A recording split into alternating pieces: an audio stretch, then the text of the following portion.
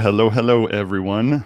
This is Dr. Garrett Smith, the nutrition detective around these here YouTube parts. And boy, we have a bunch of things to go over today. We're going to go over some things that you've probably heard of and are confused about. Are they good for you or not? Or how do they work and all that stuff? And the answer will be they bind copper and they protect you from toxic copper. And we're also going to go over some testimonials. I'll have to find those in my inbox. Sarah graciously sent them to me this morning, and I forgot to get those ready before I started. So I'll have to find those at some point. And then we will go through some super chats. I see we've already got one going. And yeah. Oh, first thing I wanted to go over. Not today, and not the next episode, but the one after that. That's going to be a special episode. I'm doing a special episode with John David. You can see his Twitter here. John David is his Twitter is at hypnostrategist, and he is an expert on here. Let me show you his book. Joe, if you can show me for a second. I've gone over this on the show before. This is his book. I can't believe how easy this is about getting over your screen addictions. So he helps people with all sorts of addictions. He helps people with especially porn addiction, screen addiction, other dopamine addictions that so many people have today. It doesn't have to be those. And I wanted to say that one in this book, like, $20, I can tell you that one of the most life-changing, powerful things I did in there was a letter writing exercise out of that. And John is great. I do actually work with him. I've been working with him personally, and he also did stuff from the book. And I just wanted to say that he's great, and his stuff can help you to break the dopamine addiction. And some of the stuff we're going to go over in our special, we're doing a special episode together. So John David and I, we're going to do this special episode together. He's going to be going over his stuff on dopamine and the addictions and all that stuff, and the myths and all that about it. And then I'm going to be going over how this is affecting your detox, because it is. One of the things dopamine breaks down into is called dopaldehyde, which goes through the most important detox enzyme in the whole detox system, in my opinion, which is aldehyde dehydrogenase. We talk about that all the time. Well, if you're constantly overloading your aldehyde dehydrogenase with dopamine, boy, you'll want to come for that episode. So yeah, we're recording it this week, and it will go up in 2 weeks as the live stream, instead of the live stream, as a special episode, like we did with the ivermectin episode, like we did with the methylene blue episode. That's when it'll be coming up, is in 2 weeks. So watch for that one. Then I wanted to go over, actually, there were two quick questions I wanted to hit real quick. Emma asked, I know a reverse osmosis water filter is recommended. Is there a particular one that's preferred? Kelsey down there recommended, she liked APEC water systems for reverse osmosis. I personally use the AquaTru, AQUATRU.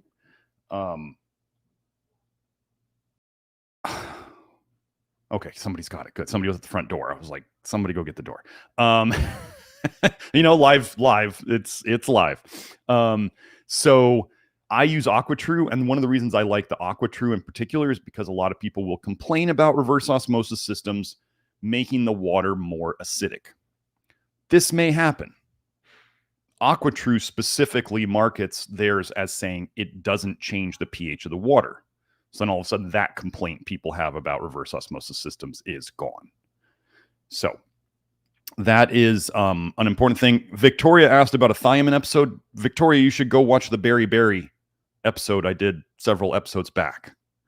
And then we will get to Brandon's super chat. Thank you very much for the super chat, Brandon. He says, any insights regarding vitamin B5, pantothenic acid, as an antidote for a short or intermittent amount of time to improve migrating motor complex of the gut? And then consider ceasing use or stopping it as detox improves. Are there any ALDH pathway connections? That's a huge question right there. We have helped people with gastroparesis, where paresis is more like the word paralyzed. So their stomach is actually sort of paralyzed. It doesn't move things through them. People would say that they just feel stuff sit in their gut for like hours and hours and hours. This is one of the things that's known about toxic bile is it paralyzes things. It put animals into a coma when they inject it into them or paralyze them. So bile making its way back up to the stomach, like first you'd tend to have GERD. You could watch the GERD episode about that. Then you could get into, you could get into potentially vomiting as your body wants the bile out of there. You could get into paralysis, which is the GERD, which is it's paralyzing your valve from shutting. And then eventually you could get into gastroparesis, where the whole stomach is just shutting down. Now, in terms of migrating motor complex, I am not terribly familiar with that, but I could bet money that it is connected to toxic bile in the gut and the recipe of the bile as causing a very specific condition. The biggest thing that we would tend to use for that would be activated charcoal. Pantothenic acid, I haven't really explored it much because the whole idea of the name of pantothenic acid, the name implies that it's everywhere in foods. Pantothenic acid that's what the name means. Like it's found everywhere. So if somebody was to get into, like I said, I haven't experimented with it. And this complex just sounds like if you've got a gut complex, it's what's touching the gut. This is the biggest, I talked about this in another episode, gastroenterologist saying what you eat has nothing to do with your gut problem. And I'm like, that is the dumbest thing I've ever heard. It's what's touching your guts on a daily basis, whether it's coming from the bloodstream there. I don't know if you guys know this. I've been over this before. The bile that gets into your blood can then, what do you feed? Your intestines have to have blood flow, right? They have to have their own blood flow to survive. So the bloodstream that goes to your intestines that has bile in it, the bile hits the intestines from the back, right? The inside. And then you've got the bile hitting the intestines from the front. So the intestines are like sandwiched with toxic bile. It's coming into them with the blood that feeds them, and then it's hitting the other side through the bile that's in your gut. So again, this is where migrating could be just where it's hitting or where the weak link is at that time. Let me look into the ALDH connection. I'll see what I can find. Searching for aldehyde stuff can always be aldehyde dehydrogenase and other things like that can be challenging.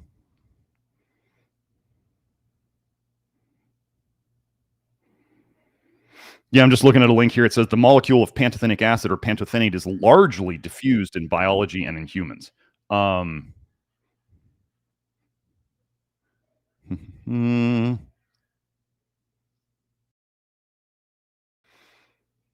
I may have to look this up more another time, but we've had all sorts of people experimenting with stuff, and I haven't seen anybody really talking about pantothenic acid as being a major antidote. Let me see if we have anything in my antidote article in the program.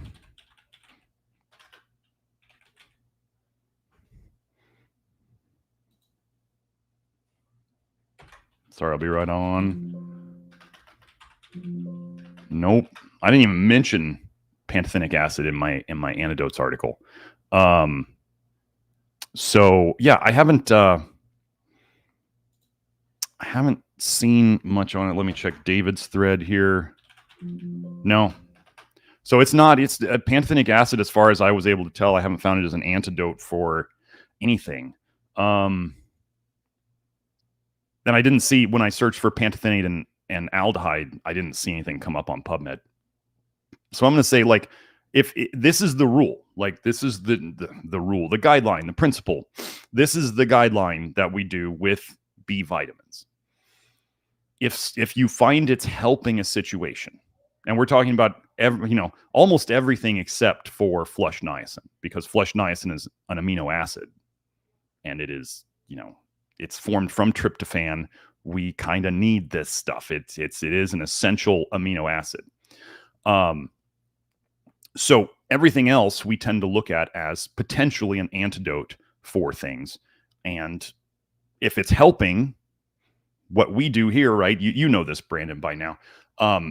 If you do a high dose B vitamin, or if you're one of those folks who is like, I absolutely must have this high dose vitamin to survive, or else I just fall apart, you're antidoting a toxicity situation inside of you. This is what it is. This is why maybe you didn't used to have this condition. Like as a child, you didn't have to have mega-dosed B vitamins. And now all of a sudden, as an adult, after you read about MTHFR and all these things, now you need mega doses of methylated B vitamins to even function. It was an acquired problem. You weren't born with it. It got created through your life and through the toxicities you were exposed to. So if you're taking something that if you are taking doses of some B vitamin that you could never get from food ever, and it's helping your symptoms, you're antidoting a toxicity. Okay. Now some people are like, no, I need it. And you go, okay, well, you're not ready for this work yet. And this is not you, Brandon. We know this. But the people here, what we have seen is over time, as they do what we do in the program, they eventually are able to reduce and eventually eliminate, like Brandon was stating, these mega-dosed B vitamins. So like I said, a person didn't used to have a problem. They get toxic. They now have a problem. And now they're antidoting it with mega-dose B vitamins. If we fix the problem goes away and they go back to the way they were, where they didn't have to antidote it. I don't understand how people don't like this approach. This is the most empowering thing that I could do for anybody, is be like, you can go back to the health that you had before you got toxic, right? So Brandon, if you find that it's helping, if you actually find that it's helping, or you have a bunch of anecdotes or research where you think it helps, I can look into the antidote part of it deeper. But as of right now, hold on one second. What are you doing?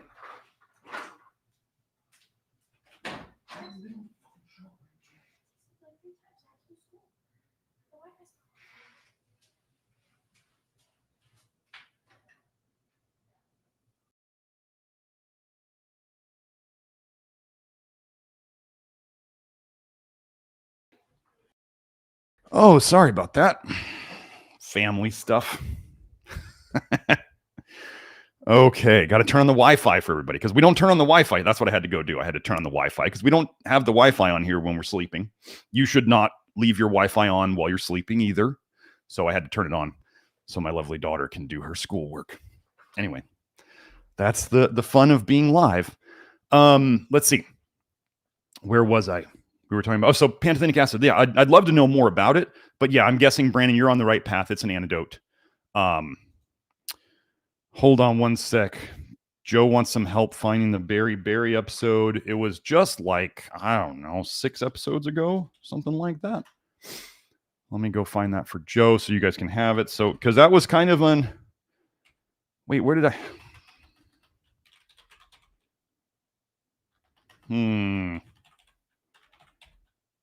Maybe I did it on Joe. I think it's on. I may not have done a show on it. I may have done it on Twitter. Let me go find the post on Twitter. Didn't I do? I swear I did a thiamine episode, just like 6 or something.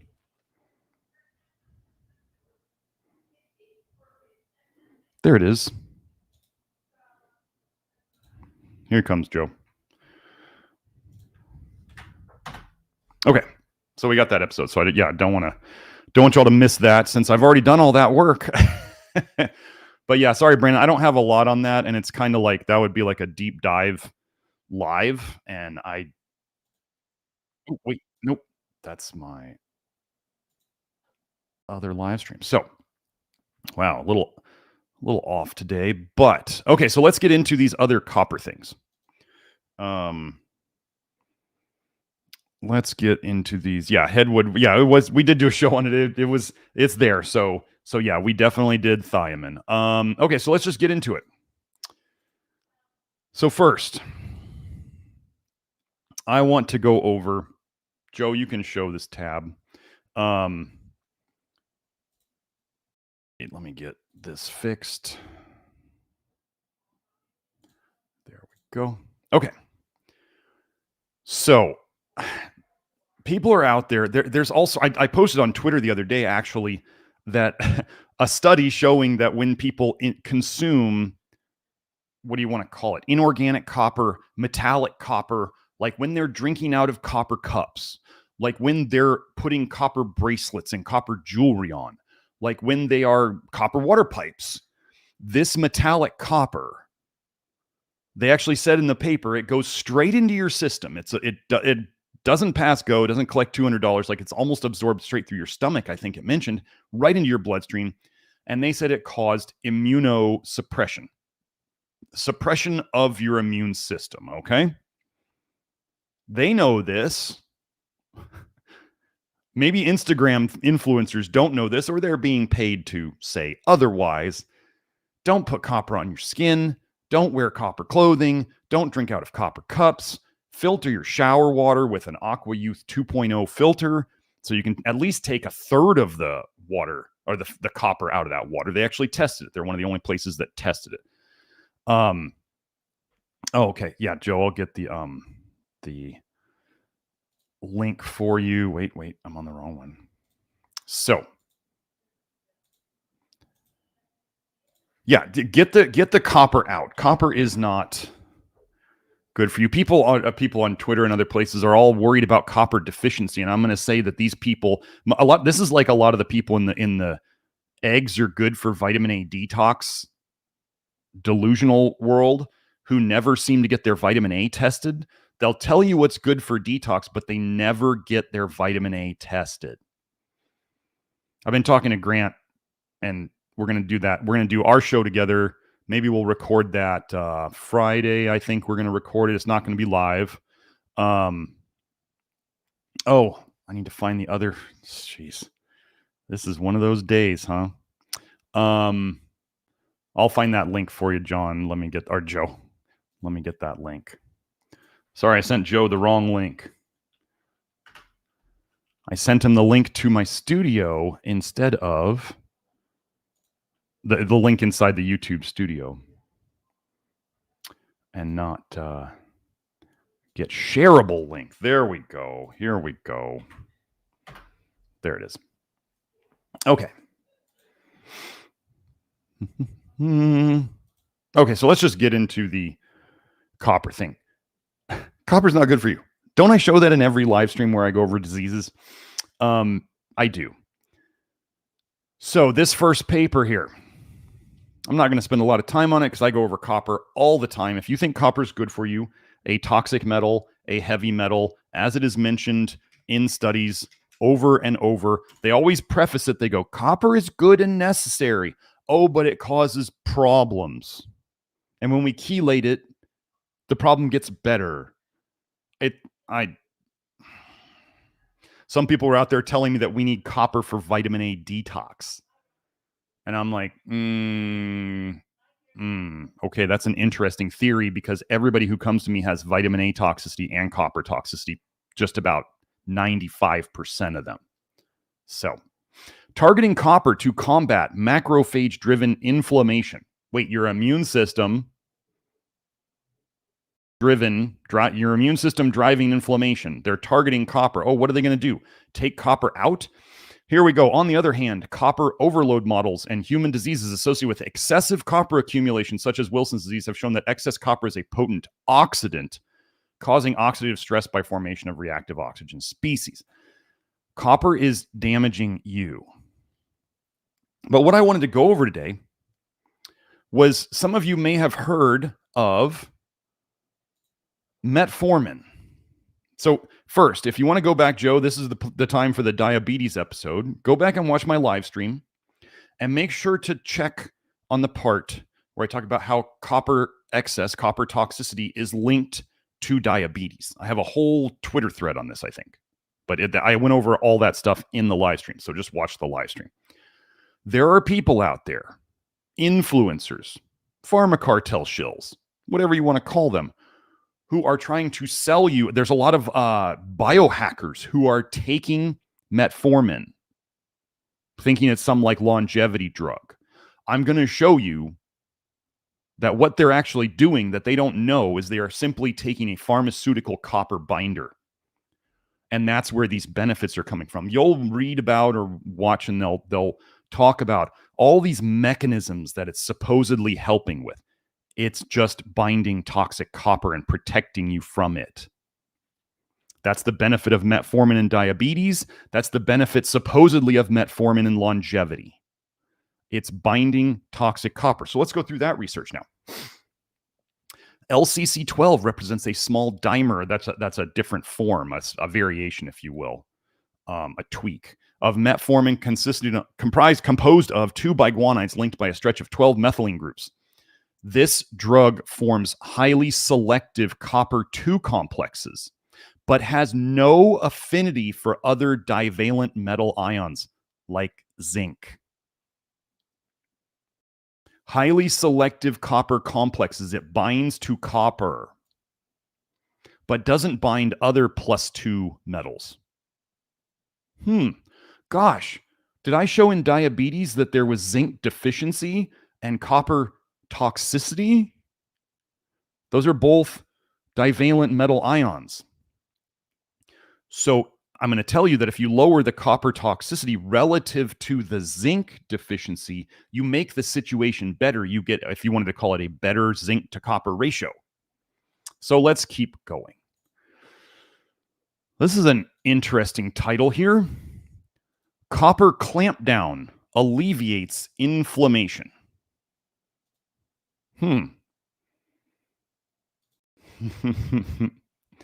I see. Somebody came into the chat. We'll talk about that maybe a little bit. Okay, so copper clampdown alleviates inflammation. Well, there it is. Let's just read right here. Now, a study in Nature has identified a reactive pool of mitochondrial copper 2 as a key driver of macrophage activation during inflammation. They're probably just summarizing that other paper I saw. So, now let's get into cancer. I have been over before. Oh, I got rid of the share. Sorry, Joe. I got it. I'm hitting the wrong buttons today, aren't I? I'm getting tested today. Okay. Here we go. Copper in cancer, from pathogenesis, the disease creation. The disease creation to therapy. Okay. However, as a heavy metal, excessive intake, or abnormal accumulation of copper in the body can cause inevitable. You guys ever watch Team America? Inevitable. I love that movie. Inevitable damage to the organism because copper can result in inevitable damage. Direct injury to various cell components or disruption of the redox balance, eventually leading to cell death. Do you know that there is a specific type of cell death called cuproptosis, copper-mediated cell death? I don't think I've ever heard of zinc poptosis. Interestingly, a growing body of research reports that many different types of cancers have raised serum and tumor copper levels.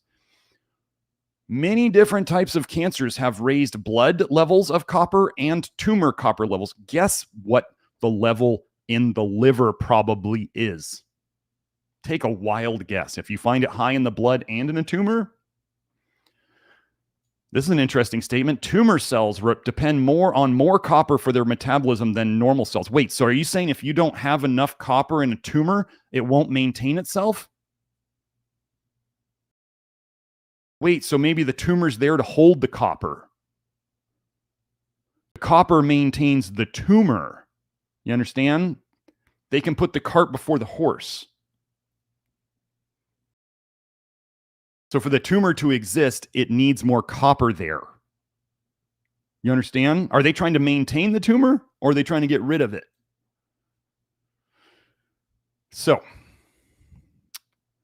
and a decrease in copper or copper overload can have a detrimental effect on tumor cells. Isn't that the goal? Isn't that the goal? Ooh, okay, let's keep going. So let's just hit on a couple different types of cancers. Copper, PET, that's PET scans. Oh, Joe, I'll just put it in there. And prostate cancer, a systematic review of the literature. So multiple papers. Indeed, high levels of copper have been found in prostate cancer. Guys, especially guys, you want more zinc and less copper. Don't be taking copper supplements to balance out your zinc supplements. You don't need to do that. Just don't take stupid amounts of zinc. It's not that hard. Don't take stupid amounts of zinc. What's a stupid amount of zinc? I'm going to say definitely more than 60 milligrams for any extended period of time. If you decide to do that on your own, I didn't tell you to do that. If you decide to go over 60 for a long period of time, I didn't tell you to do that. You want to know where zinc toxicity, which is most of what they call copper deficiency in the research, starts at? The lower end is 100 milligrams a day.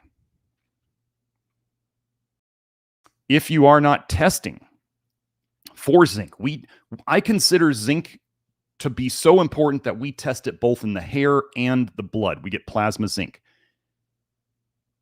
If a person was not testing, I would not take them higher than 30 milligrams a day of zinc picolinate or zinc niacinate per day, 30 milligrams per day. I wouldn't take them over that without testing for extended periods of time. If you are going over than that, and then you were to cause your own issue and you're not testing, that's not my problem. I didn't do that. I just gave you the guideline. So if you decide to push it, we have a famous saying for this. If you're going to be dumb, you better be tough. This is Kelsey's Niasoda Black, by the way.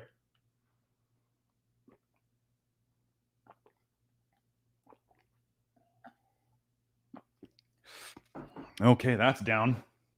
Half of it, at least. Okay, so let's get back into this. So high levels of cancer have been found in prostate cancer. Wait, let's go in here. Wait, did I have another cancer one? Oh, here we go. Let me bring this one over here.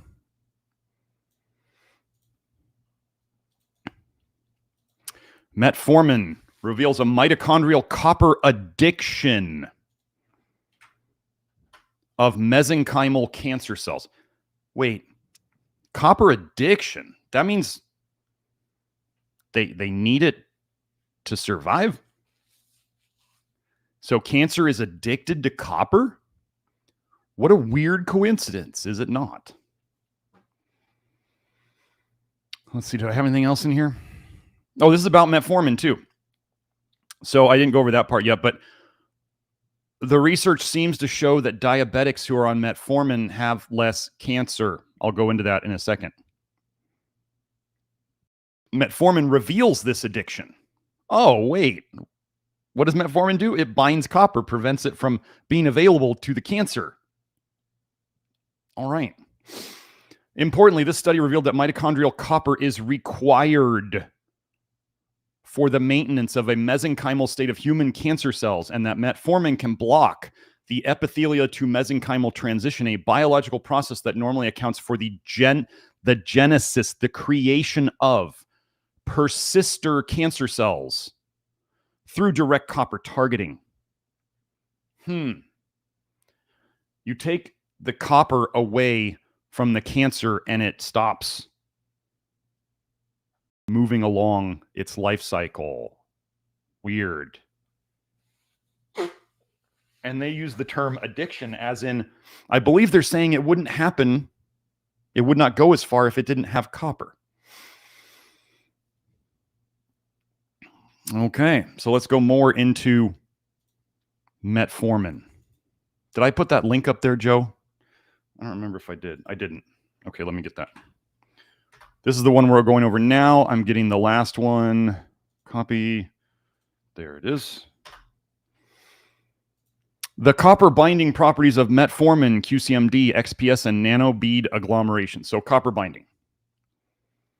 Study of, wow, this is an interesting association they make here. Study of the copper binding properties of metformin is important for revealing its mechanism of action.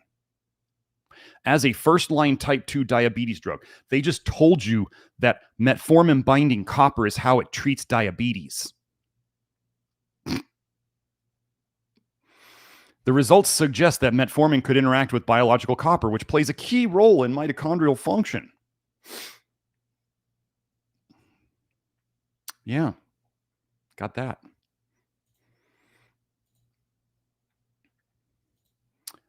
And the last one on metformin. So am I advising metformin? If anyone here were to suggest that I was advising to use metformin, you missed the boat. You don't understand what I do. I'm using this to show you how bad copper is for you and how if you are sick, I could practically guarantee that you have copper toxicity in you.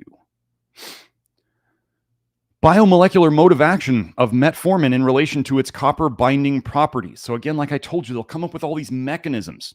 Probably nobody pushing metformin for longevity or for diabetes or for whatever else they're pushing it for will talk about the copper binding.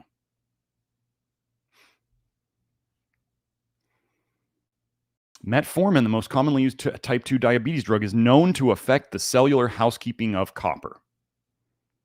What was PDI? Oh, whatever this is. Propane diimidamide. Wow. Okay, so they're saying they are structurally closely related. Metformin, in contrast to PDI, can occur as an anion in aqueous medium at moderate pH, forming much stronger complexes, particularly with copper ions than that. So metformin is stronger than PDI. These different properties could hold the key to metformin's mitochondrial activity because they suggest that the drug could act at least in part as a pro-oxidant of accessible protein-bound copper-1 ions. Well, you don't want to oxidize copper. That's not good either. Why do you think the body makes so many copper-binding proteins? Because it's bad. Okay, so now that we got that, let me go in here. Okay, Joe, here we go. Did I do the link on that one, Joe? I don't remember. I think I did. Anyway, you guys have the titles. If you want to find a paper, if I forget the link, just look up the title. Just Google this. It's not that hard. I've been doing a lot of it's just not that hard because, folks, we got to just we have to use our brains. Use your brain if you want to stop being fooled. First of all, you watch actions or outcomes, not words. And you put it together that there are lots of people out there with lots of money who don't like you and they would love for bad things to happen to you. And then you start putting it together. You stop believing the mainstream alternative. You stop believing the mainstream conventional. They are all owned by the same people. If someone is big time, they are compromised. No exceptions. I will never get big. I'll get a little big, like 8,000 YouTube subscribers. Ooh, yeah, they'll cap me for sure. So here we go. So metformin. I just showed you metformin. What is inositol? So inositol is considered by some people to be sort of a B vitamin. I'm going to show you that it binds copper too. And we'll just go over this real quick to show that if metformin binds copper and inositol works supposedly as well as metformin, gosh, what does inositol do then? So here we go. Effects of, wait, let me get this link.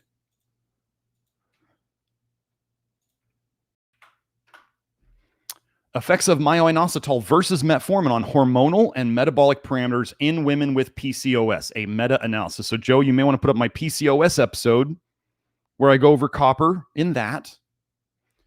So myo-inositol, just so you know, is the normal inositol that's out there. And here's a really funny story I have about metformin and inositol. So my ex-wife, when we were together, she decided she wanted to get some conventional help with her PCOS type symptoms. This was back before I knew as anywhere near as much as I do now. And she went to a doctor and she got a prescription for metformin. She tried it. Within the first week, she quit because it made her so nauseous and she did not feel good on it. Okay. We now know that if you antagonize copper too hard in too toxic of a person, you can dump too much copper into the system and feel worse. So you have to dose these things very carefully. What did the doctor tell her to do? Oh, you might feel bad at the start, but if you just stay on it, you'll feel better. The most horseshit advice any practitioner has ever given. What do you become better at tolerating the poison? So then she got on inositol because I looked up the research trying to help her out. And I said, babe, inositol works just as well as metformin in the studies. Why don't we try this instead? She got the exact same symptom. What could be the coinky-dink thing that it's causing? The metformin is, and the copper, the copper is the same thing. So let's just go over this. So we see that, let's see, are they about the same? Our meta-analysis comparing hormonal and metabolic parameters between metformin and myo-inositol did not show much significant difference, indicating both drugs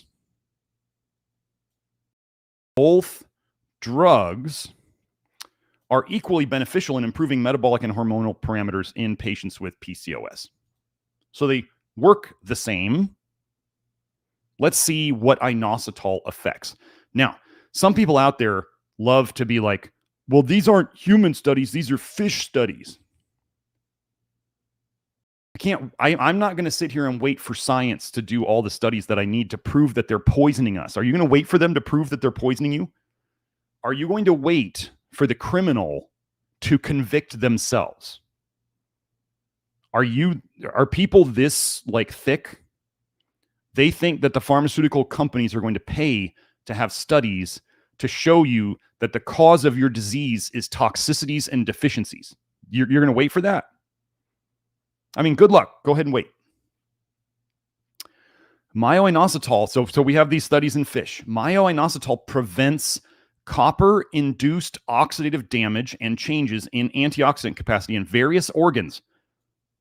I don't know, maybe the liver and kidneys, and the enterocytes, gut cells of juvenile Gion carp, so a fish. Okay, I'm not going to spend much time on these studies. I'm just going to show you the pattern. There's that. Let's go to the next one. Copper exposure induces oxidative injury, disturbs the antioxidant system, and changes the NRF2 ARE copper zinc superoxide dismutase signaling in the fish brain. Protective effects of myo-inositol. Did I get that one yet too? No, probably not yet. There's that one. And in vitro, not in vivo, but in vitro, interceptive and reparative effects of myo-inositol against copper-induced oxidative damage and antioxidant system disturbance in primary cultured fish enterocytes. These are gut cells. Okay? But it's not humans. They won't give you that research. So, we know that metformin binds copper, and that's one of the papers said that's its active thing in diabetes. We showed that myo-inositol is comparable to metformin in its effects. And now I just showed you 3 studies in fish showing that myo-inositol protected the fish and the fish cells from copper-induced injury. Okay? Now, let's continue.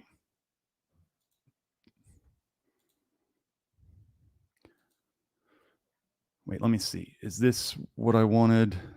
No, hold on. Let me find it.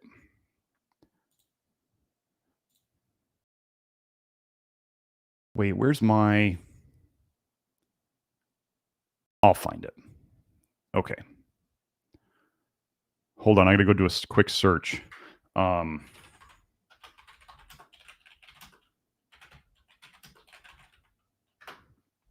This is easy to find.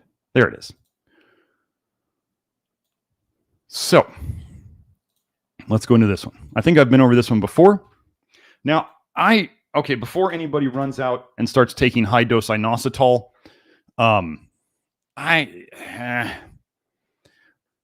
it's an antidote to copper. So if you start taking it, it may help. Can you see I'm flushing? I can feel the flush happening. I'm inositol with I actually tried it myself way back in the day, and Julie, my practice manager, tried it, and I think my buddy Edis tried it, and we all kind of took it for a little bit, and then we kind of went, I don't really like this, and so we stopped. I don't know about inositol. I don't know. So anyway, if you decide to go and experiment with that, I didn't tell you to take it. I didn't tell you to take metformin. I didn't tell you to take inositol. I'm showing you how these things get their reputation of helping. It's by antagonizing or binding to copper. So let's go into this one now. Maybe you've heard of L-theanine. It is an amino acid that they talk about is found in the highest amounts typically in green tea. Well, we don't tend to use green tea here because we don't want the polyphenol bioflavonoids in it. We don't want the quote-unquote antioxidants from it and the tannins, which are another type of polyphenol. So one of the things we talk about in copper toxicity is what are some of the biggest symptoms with copper toxicity? Anxiety, depression, insomnia. What does L-theanine help with? Anybody? Anxiety, depression, insomnia. Let's just look at the title of this paper. L-theanine inhibits epigallocatechin 3 gallate, which is the stuff you may have heard of as ECGC that they try to sell you as the magical thing from green tea. ECGC oxidation via chelating copper. It is a copper chelator. Did you catch the symptoms of copper toxicity versus what theanine helps with? Are you putting it together yet? So we have that. So if L-theanine chelates copper, does it make sense that L-theanine might help with cancer if copper toxicity is a huge part of cancer? Well, let's go look, shall we? Theanine and Cancer, a systematic review of the literature. Most of the included in vitro and ex vivo studies reported beneficial effects of theanine on proliferation, apoptosis, metastasis, migration, and invasion in various cancer cell lines. The in vivo studies also supported the potential impacts of theanine on cancer incidence or progression. Kind of looking to me like theanine helps cancer in almost every angle. Gosh, do you think copper is involved in cancer now? Let's keep going. Chemoprotective effect of theanine in 1,2-dimethylhydrazine-induced colorectal cancer in rats via suppression of the inflammatory parameters. Oops, hold on. There we go. Theanine is protecting the gut from the cause of the inflammation. Do you remember what I showed you about lowering copper reduced inflammation, or as they called it, the copper clamp down on inflammation? So this is like how toxic they have things now. Subcutaneous injection of DMH was used to induce colon cancer in rats. Theanine significantly increases the body weight and suppressed the average tumor size in these toxin-induced colon cancer rats. Okay. Let's go to the next one. Gosh, you remember how I said earlier about the paper on that I posted on Twitter? It was just a couple days ago. How metallic copper, inorganic copper, would be absorbed straight into the bloodstream from anything you drink or if it touches your skin, and it caused immunosuppression. It would cause immunosuppression. So if we were to chelate that copper, would it help the immune system? Does that make sense? L-theanine and immunity, a review. Clinical and epidemiological studies have shown that L-theanine reduces immunosuppression caused by strenuous exercise, we'll go over that in a second, and prevents colds and influenza, toxic bile dumps, by improving immunity. Numerous cell and animal studies have proved that theanine plays an immunoregulatory role in inflammation. Let's go through this list. Inflammation, nerve damage, the intestinal tract, and tumors by regulating lymphocyte function, glutathione synthesis, and the secretion of cytokines and neurotransmitters. In addition, theanine can be used as an immunomodulator in animal production. Okay, so let's just toxic bile theory. Strenuous exercise. What does strenuous exercise cause in terms of bile dumping, folks? Strenuous exercise causes a bile dump. What's in your bile? Toxic copper and toxic vitamin A and all the other toxins your liver has stored. This then leaks into your blood. If you have not seen episode 71 or episode 53, you should go watch those. Those are the basic of toxic bile theory. I don't have time to explain that. But you leak this toxic bile into your blood, which has toxic copper and toxic vitamin A and heavy metals and fat-soluble toxins of all types. You leak it into your blood. Well, we just talked about copper. Strenuous exercise causing immunosuppression. Copper. Theanine reduced it. Okay. Colds and flus are massive, short-duration, prolonged bile dumps. So if you were taking theanine and it was binding up the copper, over time, you would have fewer colds and flus by improving the immunity. We already went over copper and inflammation. If you did not know about copper toxicity, your nerves hate copper. One of the things people will note when they have copper toxicity is they'll get a buzzing feeling. Could be anywhere. It's like a vibrating, buzzing thing. The intestinal tract. Where does bile go first? Coats your intestinal tract. And we just saw the colorectal cancer and copper and tumors. I think I covered that enough. Okay. Well, now,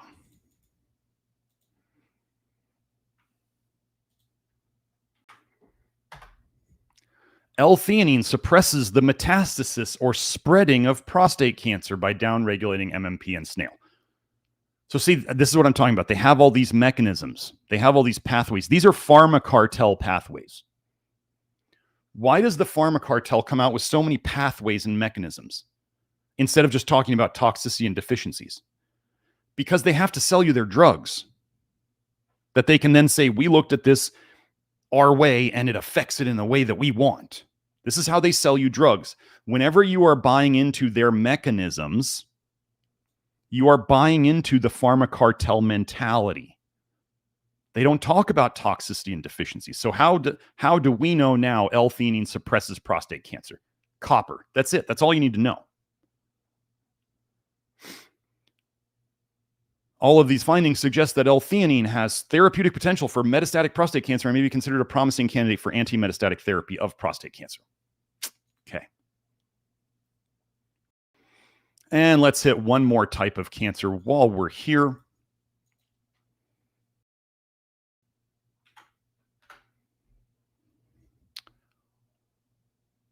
Effects of theanine on the growth of human lung cancer and leukemia cells, as well as migration and invasion of human lung cancer cells.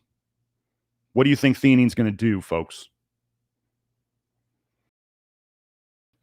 Our present results suggest that theanine may have the wide therapeutic and/or adjuvant therapeutic application in the treatment of human lung cancer and leukemia. Leukemia is blood poisoning. You can call it cancer all you want. It's just toxicity of the blood.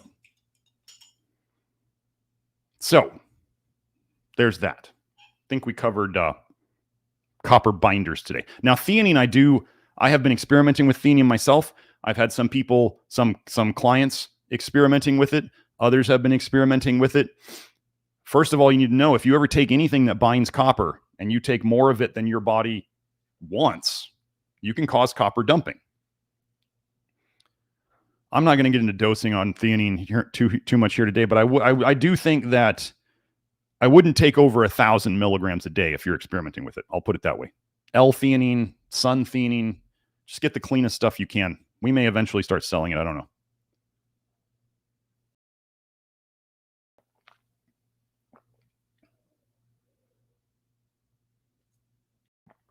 Gretchen added in the comments, she said, I just started an L-theanine for copper dumping at my recommendation. So far, so good. Thanks, Doc. You rock. Well, thank you. You're welcome. I know Baptized by Fire, I don't know if he's here today, but he made a comment the other day that L-theanine was one of the best things he started on since he got on the program.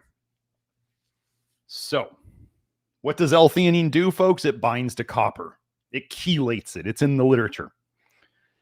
So when you think L-theanine's doing all sorts of fancy things, no, it's just binding copper.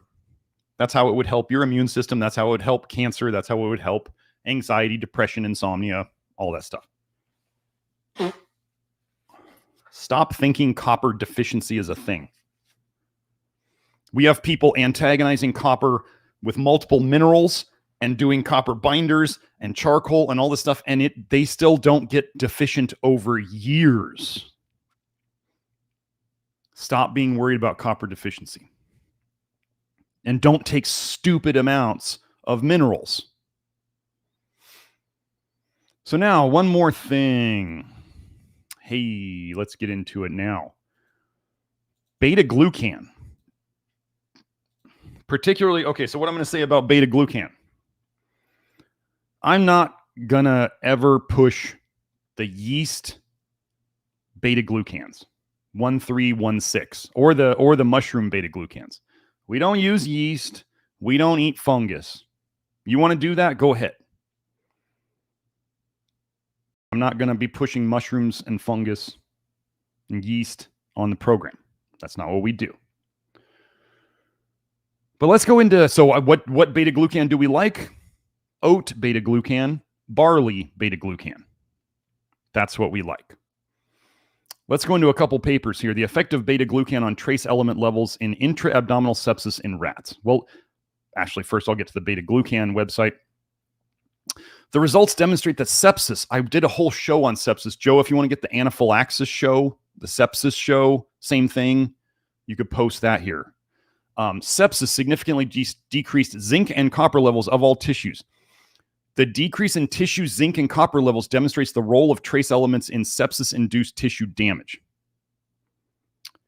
Our results indicate that beta-glucan administration did not return the zinc and copper levels to the control group level, and it seems likely that the given dose of beta-glucan was insufficient to prevent sepsis-induced organ injury. You're dumping. You have to understand this because people want to think that your body will put copper places to protect you. No. Where copper goes, your body will send zinc to protect you. You do have to have zinc to protect you. And zinc will go where the copper goes. Your body absolutely has to use zinc to counter copper. So when you dump a bunch of zinc, like in sepsis, what will your body put in it? Zinc and copper.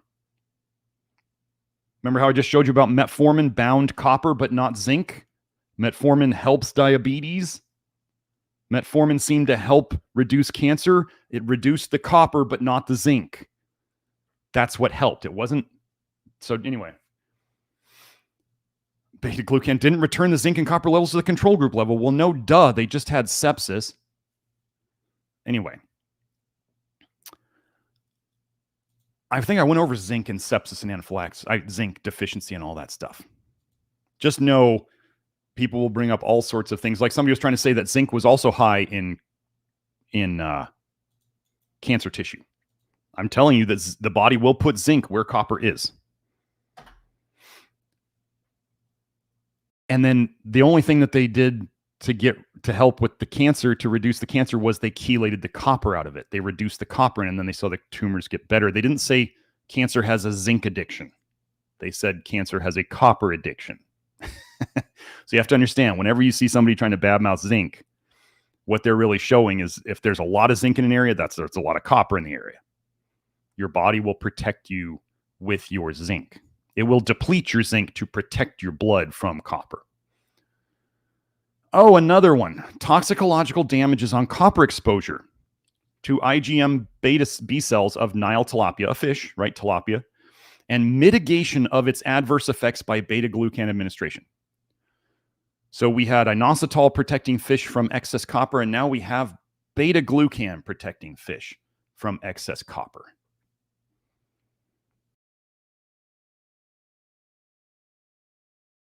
Enda, if you don't really like the approaches here and you have all sorts of your other own approaches, you can go do those somewhere else. Our results demonstrated that beta-glucan reduced glutathione. So beta-glucan induced reduced glutathione to against oxidative damage from copper oxide nanoparticles and copper ions exposure in IgM B cells. The mitochondrial membrane potential was protected from copper exposure by beta-glucan treatment.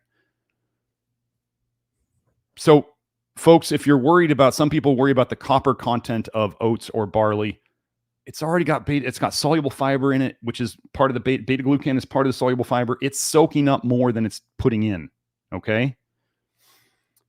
Taken together, this study provides more information on the toxicological damages in IgM B cells upon copper exposure and explains the molecular mechanism to reverse adverse effects caused by copper exposure with beta-glucan administration. The molecular mechanism to reverse the adverse effects caused by copper exposure with beta-glucan administration. Joe, why don't you post my psoriasis episode too while you're at it?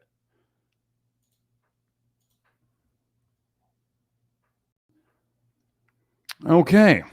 Differential effects of beta-glucan on oxidative stress, inflammation, and copper transport in two intestinal regions of large yellow croaker, Laurimicthus crocea under acute copper stress. Why do they keep stressing these fish with copper? Is this a common thing?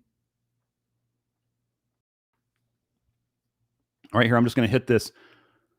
Beta-glucan, reduced copper content, and inhibited copper-induced MDA, malondialdehyde. Let me get both of these links for everybody.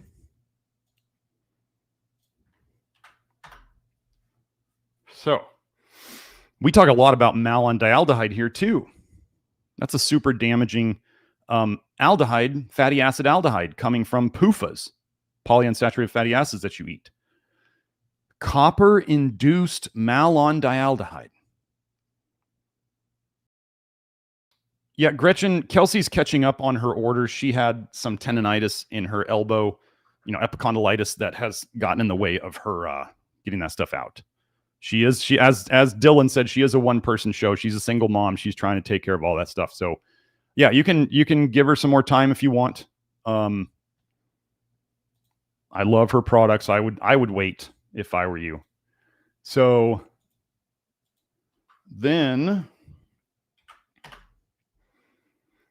if let's say copper is linked heavily to diabetes, and I just showed you how copper protects against, how beta-glucan protects against copper, does it make sense that beta-glucan would help with diabetes? The effect of beta-glucan supplementation on glycemic control and variability in adolescents with type 1 diabetes mellitus. The study aimed to investigate whether supplemental soluble fiber, oat beta-glucan, has any effect on glycemic control and variability of adolescents with type 1 diabetes mellitus. This is a lot. 6 grams a day of oat beta-glucan this is where we have non-native English speakers, have favorable outcomes in glycemic control and variability in adolescents with type 1 diabetes mellitus. Copper is part of the problem of all diabetes. Okay. So that's the topics. Yeah. Those are the topics for today. So, sorry. One more thing. One more thing. If you want to see more about what beta-glucan can do, This website is insane. Like now most of this, okay, so Joe, you can show this one.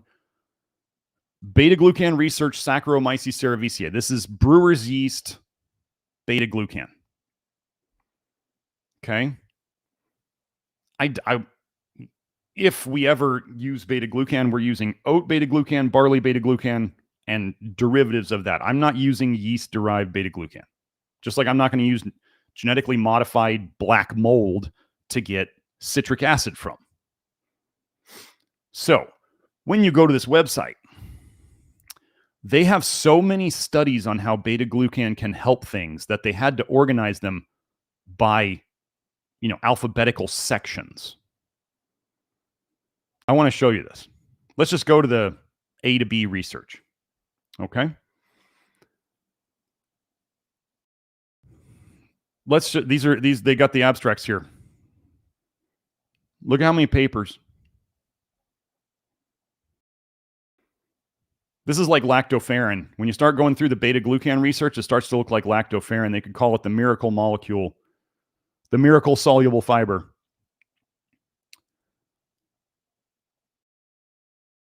Yeah, so just, this is just A to B conditions, like, right? Beta-glucan toxicity. They didn't really find anything. Beta-glucan, an agent without evident toxicity. So they have toxicity and safety studies down here. Blood pressure, boils, bone resorption, bone loss, bone marrow. Like, that was A to B. A to B, all these papers on the different topics. Gosh, if only beta-glucan would only adsorb copper. Well, it adsorbs a whole bunch of things, but copper's a big problem, as I just showed you today. So now that we're done with that, let's go back to here. Yeah, Joe, you can close that down. I'm going to get to the questions. So, Dylan asked if you absorb beta-glucan. I have seen some research saying that beta-glucan can penetrate into the bloodstream. I've seen some. I don't know if it was oat beta-glucan or the brewer's yeast beta-glucan. We do not use brewer's yeast. If anybody's out there trying to go take brewer's yeast has been shown. I've shown the study, 1950 study, I think, where they gave mice, like, first of all, they poisoned some of the mice with huge doses of vitamin A, and they saw the symptoms. And then they gave other mice a lot lower dose of vitamin A, and they gave them things like brewer's yeast. And they got the same symptoms as the mice that got tons of vitamin A. So brewer's yeast aggravates vitamin A toxicity. At a lower dose, you get more vitamin A toxicity symptoms. We don't use yeast. We don't eat fungus. We don't eat yeast. We don't do mushrooms. We don't do that stuff. So that's it goes through your gut like normal soluble fiber. There is the possibility it penetrates into the bloodstream. And Kelsey and I have been experimenting with oat beta-glucan, and it does change the flush. When you take it with flush niacin, it does change the flush. So it's very interesting. It's like a deeper flush. So it's pretty cool. So let's see. Were there any other super chats? Doesn't look like it. If we don't get any other super chats, maybe I'll go into your question a little deeper, Brandon. Sorry I didn't get into that too deep today.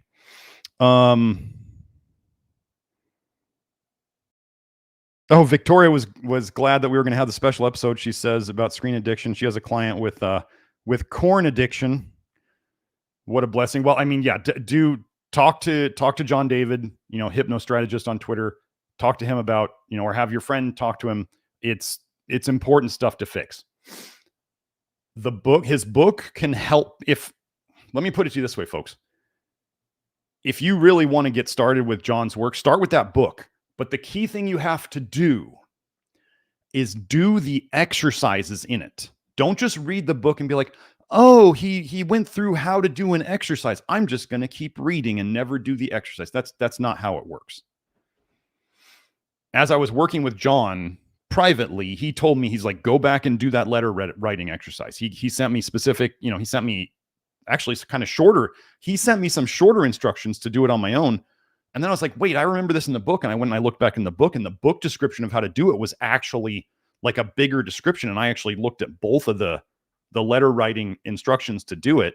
And I think the book one was actually like more detailed. And I liked that one better. And like I said, that was a huge impact on my life, that letter writing exercise in the book. So I don't just do the book and read it. Like, I mean, do the exercises. That'll be how you get your money's worth out of it. Okay. So, Parkinson's episode from Space Cowboy. Did I do a Parkinson's episode? I don't remember. No, I didn't. I could do that, but we'll cover some of the Parkinson's stuff in the dopamine episode. So let me go over something I just saw today as I was going into my my research for the dopamine episode. Dopal PubMed.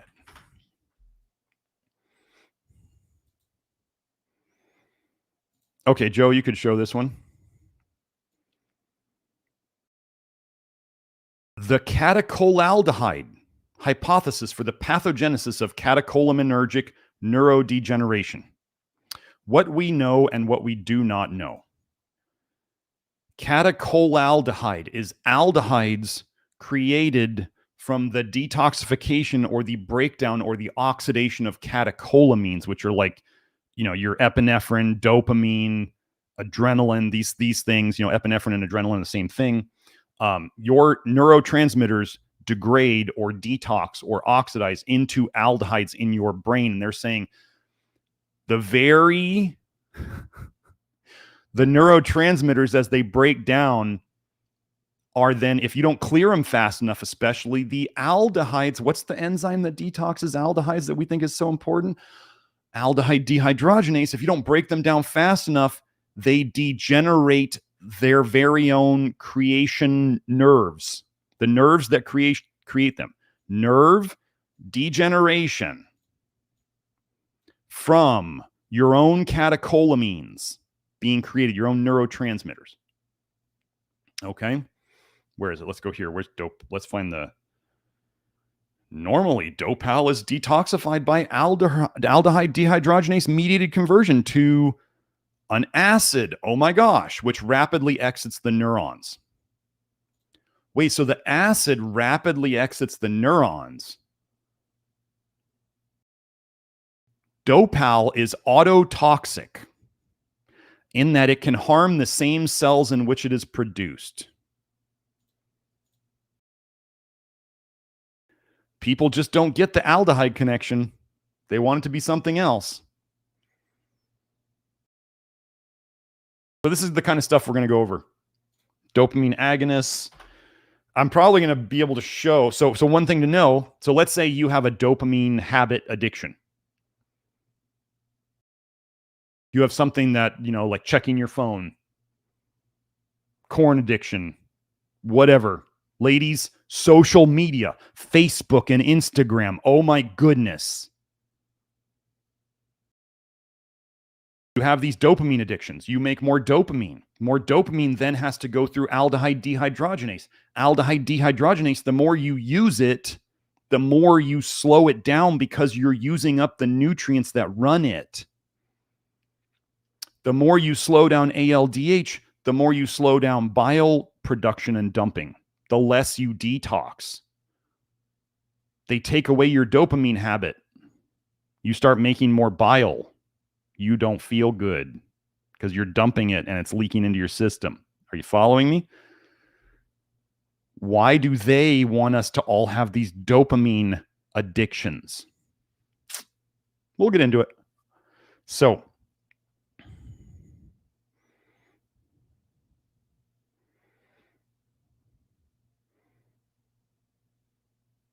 let's see.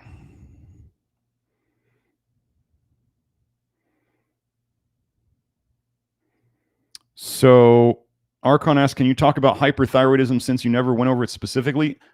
Hyperthyroidism is toxicity, and hyperthyroid is always autoimmune. Always autoimmune. Autoimmunity is toxicity. I don't go into it much because it doesn't come to me much, and we fix it. Do not take iodine with autoimmune thyroid ever. Every study shows that iodine aggravates autoimmune thyroid. And you'll have all these iodine crazy people out there giving mega doses of iodine to people and making it worse. Selenium helps to reduce antibodies related to hypo and hyperthyroidism. So selenium helps with, wait, what's selenium required for? What detox enzyme? Aldehyde dehydrogenase. Oh, wait, we're back there again. So yeah, hyperthyroidism is, it's like parathyroidism. People who have come to me with parathyroid conditions, we fix them. They fix themselves. We tell them what to do. They fix their parathyroid. Hyperthyroidism. We tell them what to do. They fix their hyperthyroidism. I'm not a mechanisms guy because I don't have to spend my time and my mental energy and my RAM on mechanisms,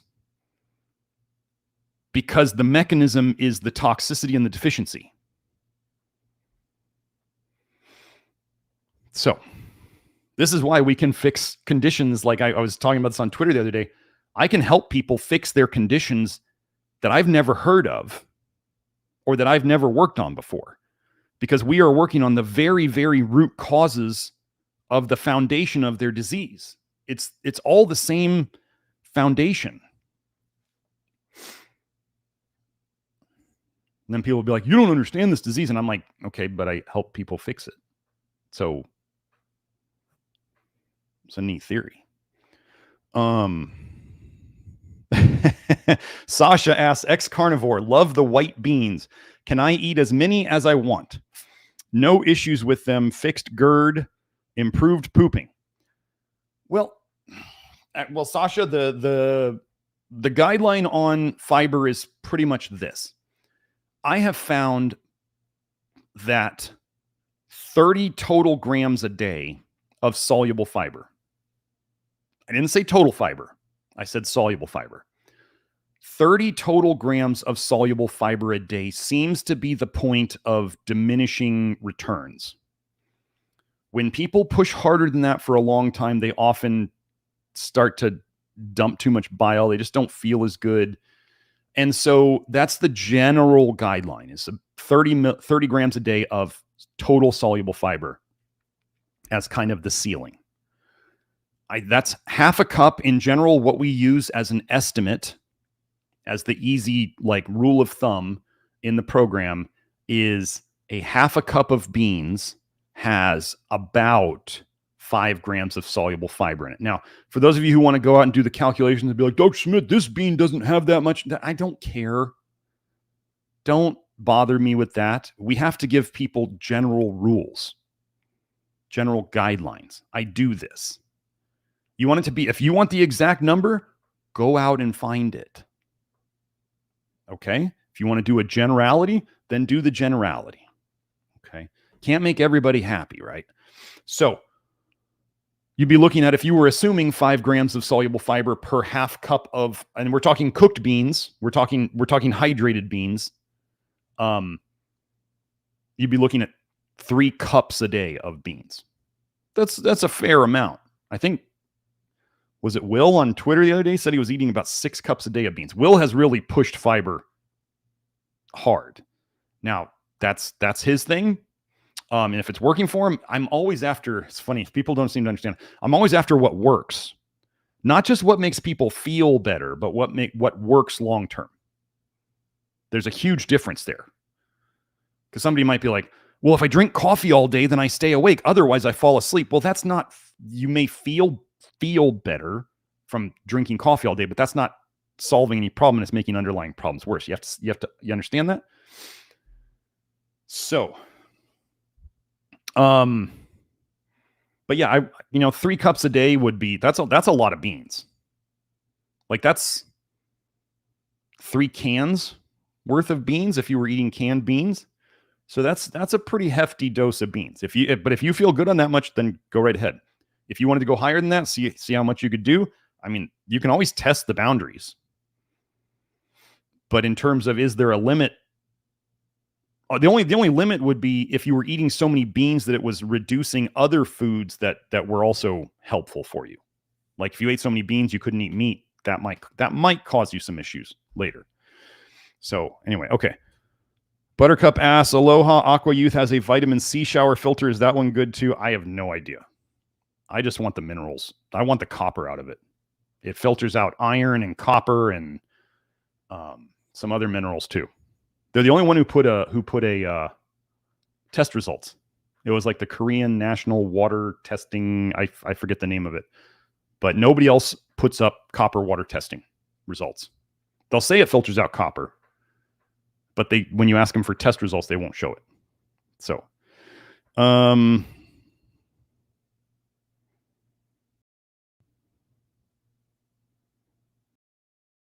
Amy points out, it seems like oats are higher in potassium compared to white rice. So that's great. Oats, I think the last time I looked, so oats are definitely high. I mean, almost every other grain is probably higher in micronutrients than white rice, especially, right? Like white rice is basically just starch. So oats, I think the last time I looked, I think in a cup of dry oats, like rolled oats, in a cup of dry rolled oats, that's a lot of oats for somebody to eat at a sitting. I think it was 500 milligrams of potassium. I think that's what I remember off the top of my head. 500 milligrams of potassium in a banana. 500 milligrams in a dry cup of oats. That's a lot of oats to eat for 500 milligrams of potassium, but it's a heck of a lot better than no potassium. And then you get the beta glucan, right? So if you feel good on oats, I highly suggest eating them. Get them organic. So, okay.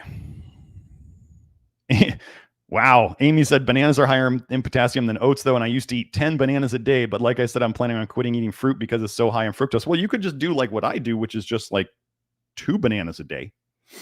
And then in my flush drink this morning, I had like 1,000 milligrams of potassium citrate from micro ingredients. And then there was some potassium in it from Kelsey's Niasoda Black, some potassium nicotinate in it. So anyway, there's a whole bunch of ways of getting your potassium. I am working on several potential potassium supplements of my own. So let's see.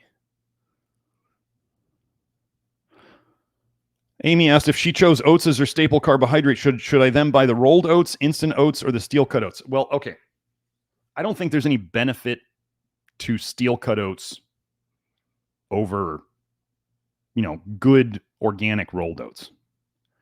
I think rolled oats are the fact that they've, cooked them and done all that, I think that's going to be less phytic acid than, let's say, steel cut oats.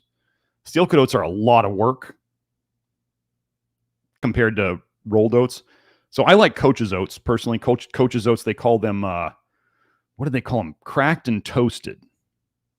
So they're more, they have a mouthfeel more like steel cut oats, but they're already kind of pre-broken down a bit like rolled oats. So I get the organic ones. I think they have them at Costco again. Those are what I like.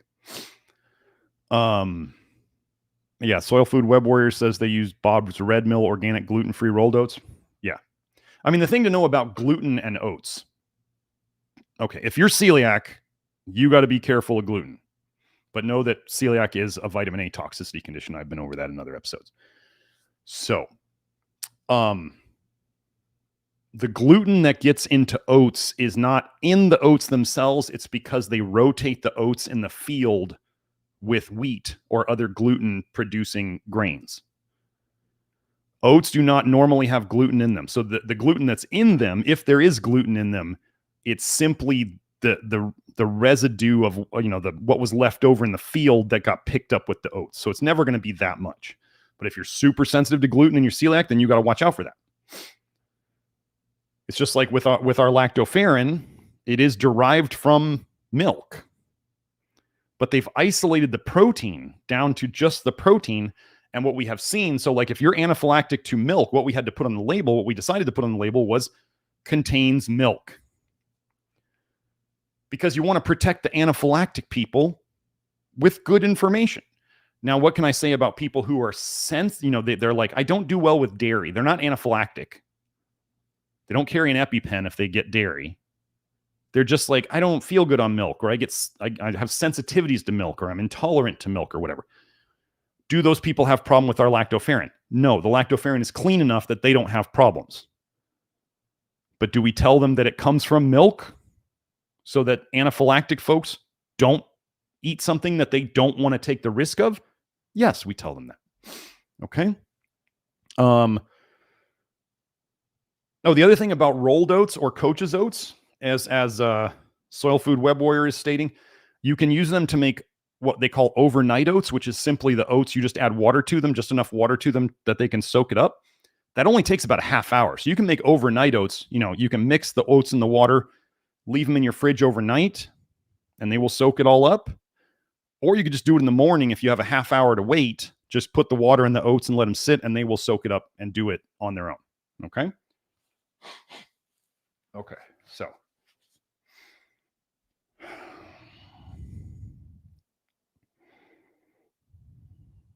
El Patron del Paisaje says, my 6-year-old dog started having seizures, and I think it might be from the copper and vitamin E in his dog food. And that's absolutely possible. I love dogs. Dogs love me. I will not have a dog right now because, first of all, I just don't have enough space, but I do not have the time to be feeding a dog what it needs to be fed. I'm not feeding it dry dog food. I'm not ordering these like prefab wet foods where they put in spinach and sweet potatoes and all sorts of other garbage. I just don't have time for a dog right now. Someday I will. But most dog food out there is absolute garbage. Dogs don't need sweet potatoes. Dogs don't need carrots. Dogs don't need pumpkin. You're poisoning your dogs and your cats, folks. Cats don't need pig liver. So, let's see. They're trying to kill our dogs. They're trying to make everybody sick, including your animals, because then you spend more money. That's what they want. So, El Patron del Paisaje says, my dogs won't touch raw liver. Gosh, why are your dogs broken? No, I'm kidding. Because they smell the nastiness in the liver. He says they'll smell it from about 12 inches away and then look at me like, what are you trying to feed me? I haven't tried giving them liver since finding about vitamin A toxicity. That's great. Let's see. Christina Hoflick says, my cat caught birds and then ate the feathers and all, but left a bloody liver and little things that looked like kidneys. Only noticed this as I had a tiled atrium floor that I swept often. The whole, like, I'm going to say it here. I need to make a Twitter tweet about this. The whole, like, when people say, well, the killer whale goes after the liver first and the lions go after the liver first. And so the idea here is that these animals have some deep nutritional wisdom that they're using. It's not deep nutritional wisdom. It's very simply the easiest and largest and quickest chunk of meat to get to in an animal, in a mammal, typical like mammal, 4-legged mammal, is you go under the rib cage right here. You just slice it, and then you can go up and grab the liver and basically yank it out. And you have this big chunk of meat, okay? They do it because as soon as you kill that, as soon as the predator kills the prey, you could say the blood is in the water, the scent is in the air. And all these other animals, scavengers, other predators, they're happy to follow this scent to go find some easy food. So as soon as the main predator that kills the prey As soon as that smell is in the air, it's like a timer starts. And there's going to be all sorts of other animals coming to that area. They're going to get harassed. So what they do is they take the largest chunk of meat and they leave. It's a survival strategy. It's not some deep nutritional wisdom. Like why are vultures designed the way they are? Because they come and pick off the bones that nobody else wants anymore. That's why they have like these razor sharp beaks. How well could an animal with claws and teeth butcher an animal? They don't have knives. They have claws and teeth. So anyway, why might domesticated animals that don't have to eat liver thing, and then why would they eat this liver and kidneys? Let's say you have animals that are fairly well fed, you have pets, and they're fairly well fed, and their nose works, and they kill an animal and they eat almost all of it, but they leave the parts that are toxic. Why would they leave the parts that are toxic? Because they're not at the verge of starvation every day. They're well fed. So they are able to say, that doesn't smell good. I don't want that. It doesn't taste good. They're not forced to eat it because they're on the verge of starvation. So,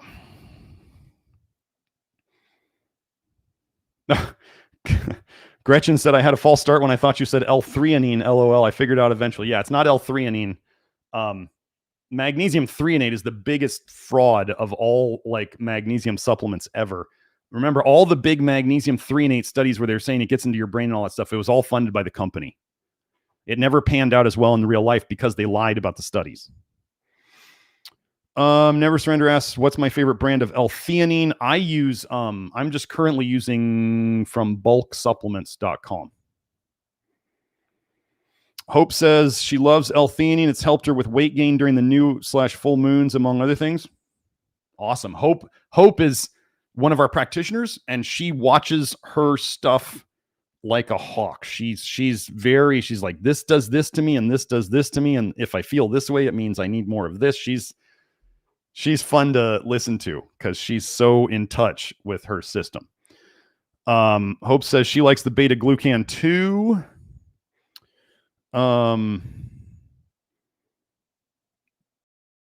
Yeah, Bila was asking, Kelsey isn't shipping anything. She's working on things. She's catching up. She is. That's probably why she left the live chat, was so she could go work on on the store stuff.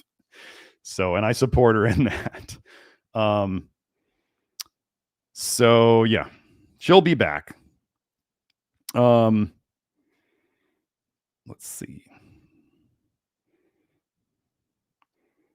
I've been talking with Kelsey about I may potentially make some of her products and sell them out of my store so that we can keep her on track with all that stuff. So VRed Chasing says, so you're saying all autoimmunity stems from toxic bile. Autoimmunity is toxicity inside of you. It's not your immune system going dumb. The immune system doesn't go dumb. They can induce, in studies, autoimmunity in animals with a simple injection, which would then demonstrate that you can induce autoimmunity with toxicity. And what do vaccines cause? Liver injury, which is another name for cholestasis. I'm going to link my article here.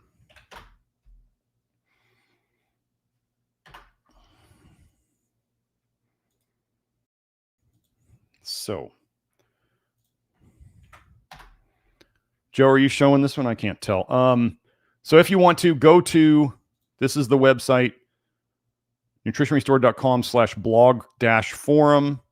Do the search right here.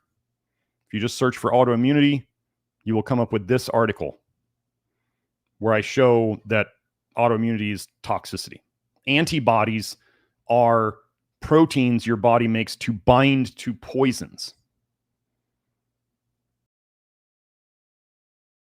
So, yeah, That's that one. And this is why we work on toxicities and deficiencies, and we've got people are fixing their Hashimoto's. There's several people on Grant's forum who have said that they're type 1 diabetes. They don't need insulin anymore. They were type 1 diabetics. They don't need insulin anymore.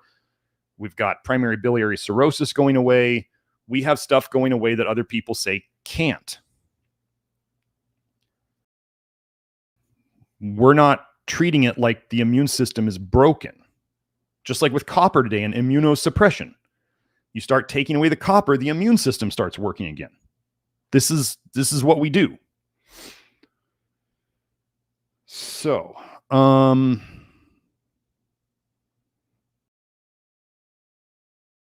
okay, James McKeon says the best theanine capsules in the UK are the brain feed ones. I don't know. I just want the ones that are where it's L-theanine and there's the fewest other crap ingredients. So, oh yeah, let me see. I didn't see that one. Okay, Sarah's B, SARAZB says, Hope Tipton, thank you. I'm not pregnant yet, but actively trying. I was wondering if the program shows you how to eat during that time to not make it worse, or do I have to work directly with you, as in Hope? Hope and Kelsey are now taking clients. We're going to start their office hours soon. Just so you know, if you wanted to work with me, but let's say you see the price to work with me on the website and you say, I can't afford that. You can work with Nathan for your consult, for your initial consult. You could work with Nathan, Hope, or Kelsey, and then you can access me through the office hours for 6 months. I do an office hours once a week. The other practitioners do their own office hours once a week. If you are a client, you get access to all those office hours. There will be 4 separate support periods a week eventually that you can access. So you can come to mine. If you worked with Hope or Kelsey or Nathan, you can come to my office hours too. Okay. And that's 6 months of access to that. So it's not like the consult is to get you started on the supplements and to gauge your responses and to adjust the supplements based on your testing and based on your feedback. And that's what the other practitioners can do. And then if you want to come and further tweak it or you need more troubleshooting, you can access me or the other practitioners for the next 6 months. About pregnancy. Okay, this is the general guideline I give people with pregnancy. You can work with us, but so you can work with us during this first 6 months. Oh, so your name is Sarah. Okay, cool, Sarah. So you can do the low vitamin A, the low vitamin A diet, the reduced vitamin A diet, the whole time. I suggest to women, because I don't want when you first start, you're learning about the detox, you're learning about your bile dumping symptoms, and you're just learning a lot. And what I'm concerned about, what I want to be careful of is we know that vitamin A coming in too fast can cause birth defects. Okay. Well, what happens if you're having too much vitamin A come out in your bile, into your blood? Could that cause birth defects? I don't know. I don't want to take any chance on that. So what I tell women, Sarah, is do a low vitamin A diet for at least 6 months before you start actively trying to get pregnant. Could you start doing the minerals? Like if you did testing with any of me or any of our practitioners, can you do the testing and start on the minerals at the start of your low vitamin A journey or somewhere along, or even while you're pregnant? Sure. Yes. The idea of people go, I don't know can you take zinc during pregnancy? It's not about you need zinc to live. So if you're deficient in zinc during pregnancy, then that means your child is deficient in zinc. If we are giving you, based on testing, a dose of zinc that is more than, let's say you had a deficiency. We're giving you a dose of zinc that is more than you had before. It's within our normal ranges of what we normally treat people with. And you are responding well to it, or at least you're not having any problems, then you're okay. See, that's the reason why first of all, conventional medicine doesn't necessarily want people to be healthy, but they'll say a lot of things, may be a problem because nobody's measuring these things. And I see people out on, Twitter and other places taking like ungodly doses of zinc And then they get issues. Like Steve Gadecki, who's been in the program, he knows I'm okay. He knows I'm okay, or he's okay with me saying this, but he actually said it on Twitter. He went up to 150 milligrams of zinc for a while. And he had read about me saying that's going to kick your ass at some point. And then he basically came around and said, I was right. It did kick his ass at some point. I have experience here, folks. I've been in this game a very, very long time. So if I tell you something's probably going to happen to you eventually, if you push something, it's probably going to happen. Sarah, we don't do oligoscan. We do hair testing and blood testing, and most of the time, even if your levels say you're okay on those, you're probably going to show up deficient in our stuff. That's just, I don't do oligoscan for a reason. So, okay. Brandon gave us a super chat. What are your thoughts on the best standalone air filters? Austin Air has been excellent, and I'm testing multiple Air Oasis units. Mixed opinions so far, but curious of your insights. I don't have a lot. I'm trying to think of who was it? What's his name? Oh, Asian guy in the program. He was great at self-experimentation. He was saying, based on all his research, what he was finding was that the ones that had basically more activated charcoal in them, and the ones that would like circulate, so they would like, I think they had vents at the bottom that would shoot, they would basically blow the activated charcoal up into the air. So it was like an activated charcoal air filter. So the air's going through the charcoal that's blowing around. And he basically said the more charcoal, the more pounds of charcoal a filter held, or that was the capacity, the better it worked. And I was kind of like, that makes complete sense to me. Like, we use charcoal to detox, to bind to bile and to bind to toxins and all that stuff. It makes sense that the more charcoal it was blowing around and then running the air through it, the better it would work. So I haven't done a bunch of research on brands. I'm trying to think of, I mean, the one I use it's a HEPA filter, and it's some other, it's associated with the AquaTrue. Let me see what I can find.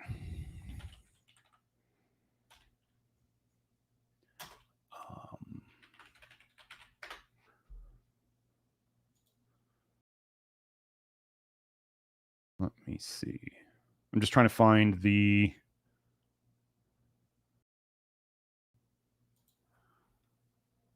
Oh, Dylan, yeah, you wouldn't want to breathe in charcoal, but the air filter would be keeping all the charcoal in it. Like, it's not spitting charcoal around your around your house. Okay.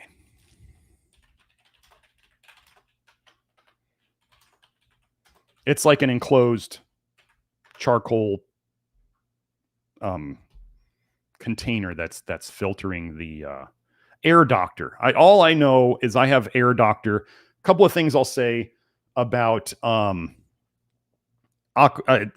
is it? What did I just say? What was the Air Doctor? I don't know how great Air Doctor is. Says here, removes particles 100 times smaller than HEPA standard, uses a proprietary dual action carbon VOC volatile organic chemical filter. And it's quiet. We have a couple of them around the house. I'm not saying they're the best or anything. I bought them because they were good at the time and they weren't crazy expensive. If you want to spend $5,000 on an air filter, you can. I think the Air Doctors were like $300 or $400. So we kind of live on the outskirts of town. We don't have a ton of air pollution around here. As BRE Bray says, IQ Air multi-gas, nothing comes close. I have multiple chemical, or MCAS. That's not what I'm thinking of. So you sold your Air Doctors? Yeah, I'm going to keep mine, but I will eventually probably upgrade. So yeah, I don't have a lot of feedback. Like, some of these things I haven't tried yet because I don't live in huge cities. And one thing I do want to tell you though, folks, is about air filters is if you get for your air conditioner, if you have an air conditioner in your house or a central air, basically heating or air conditioning, you can buy HEPA filters for those. Those are really like thick, if you want to say thick filters, like it takes more air pressure to pull the air through them. The reality of it is, as I've talked to several air conditioning guys, is they're like, if you put one of those, the stronger the air filter you put on your air conditioning system, the harder your air conditioner or your heater has to work to suck the air through it. So the more light, the sooner you're going to, mast cell activation syndrome. Okay. Yeah. That's what it was. I was thinking multiple chemical sensitivity and I was like, that's not what we're talking about here. Yeah. Thank you, Bray. Or Bree. I don't know how to pronounce. So yeah, they're just like, if you run these really strong HEPA filters in your central air conditioning or central heating, it will burn out the motor on your HVAC, and all that sooner. So I just kind of went, so I get kind of like the upper level one, but not the HEPA one. So, and then we have other air filters. So, but there is a famous saying that I like, which is, buy a filter or be a filter. I thought it was brilliant. I saw it at a water filtration company here in Tucson. I don't think they're around anymore, but buy a filter or be a filter. And that hit me like a ton of bricks. And I went, okay, I should get some filters because I don't want to be the filter. Oh gosh, Brandon has another super chat. Brandon, do we have an answer for you? Zendog Breath is not here, but he asks, have you experimented with small amounts of activated charcoal in oatmeal? Seems like the soluble fiber and charcoal mix could be a good combo. Thanks again for all your work. Well, do I have news for you? It's kind of a joke within the Love Your Liver community. It's like a group of people. They call themselves the Black Oatster Cult, and like BOC, like Black Oyster Cult, BOC. So they do oats with charcoal all the time. Absolutely. If you're in the Love Your Liver network, which I think you are, Brandon, find it's either JoJo or Joe New, Neu. And on YouTube, he's Zendog Breath. Yeah, he does all that stuff. If you go on on the Love Your Liver program and you type in Black Oatster, OATSTER, you'll find their posts. It's all over the place. Yeah. So yeah. Bojack says he does it very often. Hope says her baby likes activated charcoal with his oats, likes that better than oats without activated charcoal. Brandon says he will check it out. Yeah. So it's just, the amount of, the thing about soluble fiber versus activated charcoal. Soluble fiber, these are the things that I figured out over time based on people's symptoms. Now, does this hold for every single person? No. If you want these things to hold for every single person, so to somehow make them legit, no. If something holds true for like 90% of the people, that's what you go with. And then you say, and there are exceptions. Or as they say, the exception proves the rule. So most times in most people, soluble fiber induces a bile dump. Okay. Most people. So then you dump bile. If the soluble fiber soaks up more bile, then it dumps. So that soluble fiber soaks up all the bile you dumped. You could get a little constipated. So some people can get constipated with fiber. Okay, because it soaks up all their bile. They didn't dump enough to overpower the adsorption of the fiber. Okay, some people, if they did soluble fiber and it triggered more bile dumping, then it soaked up and it was a significant amount of bile dumping more than they soaked up. Could they get a little bit of loose bowels? Sure. Most people, soluble fiber helps them poop because it triggers the bile dumping and it's enough that it gets things moving. They have enough bile to trigger pooping. Okay. The biggest difference for activated charcoal is that activated charcoal in most people doesn't trigger bile dumping. It adsorbs a lot of bile. It soaks up a lot of bile, but it doesn't trigger bile dumping. This is why activated charcoal is so well known to be constipating in a lot of people. First of all, you need to drink more water if you're going to take in charcoal. It soaks up the water too. But charcoal doesn't tend to trigger a bile dump, and so it adsorbs whatever bile is there, and then you can get constipated. Now, there is a small percentage of people, very vocal group of people, but a very small percentage of people where taking charcoal will trigger a bile dump. Do I know why this is? No. Does this discount the other 95% of people who don't get a bile dump with charcoal? No. Should the people who get a bile dump with charcoal then tell everybody else who gets constipated on charcoal that they just have to take more charcoal? No, because the only side effect that really happens from charcoal,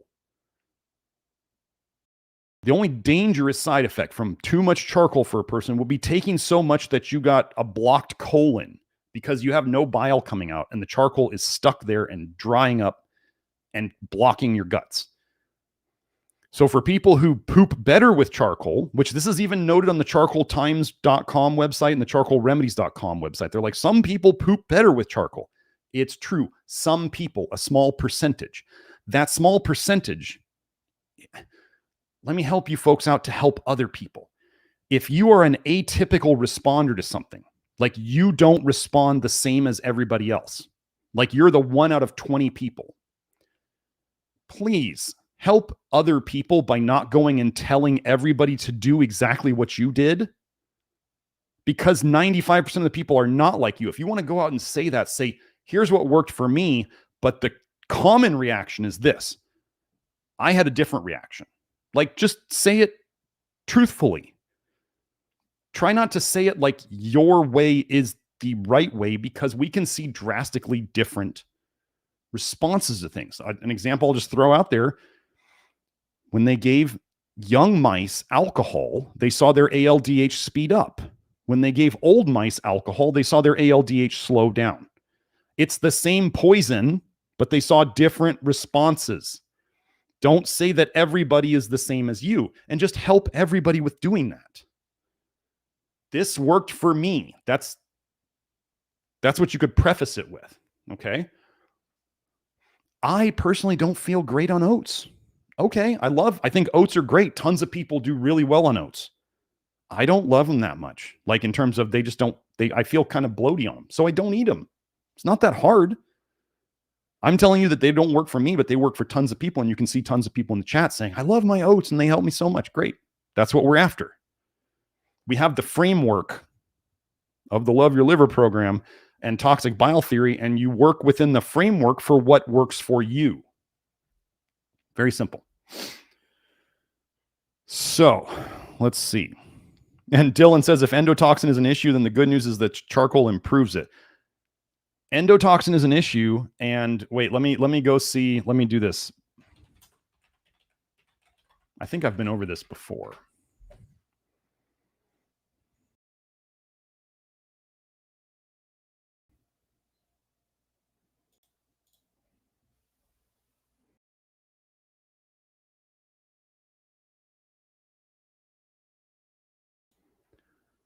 Yeah, so I'll just show you some titles of papers I just found super quick.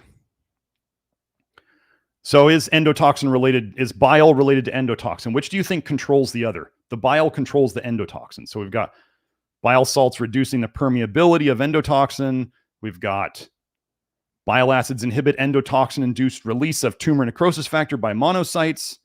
We've got effective bile acids on endotoxin in vitro and in vivo. So it's all controlled by the bile. Okay, so that's that. Sarah asks, what about Takasumi Supreme carbonized bamboo? I am a fan of I'm a fan of bamboo charcoal, which is basically what that is. Yeah, it's really expensive, so we don't tend to do much with it. But I don't tend to push it a lot because it's just really expensive. So if you want to do it, more power to you. Let me share my screen with Joe so he can have it available should we want to share again. Yeah, so that's that.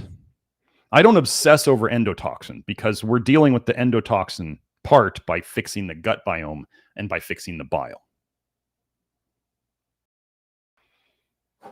We don't focus on the effects. We focus on the causes. Okay. So.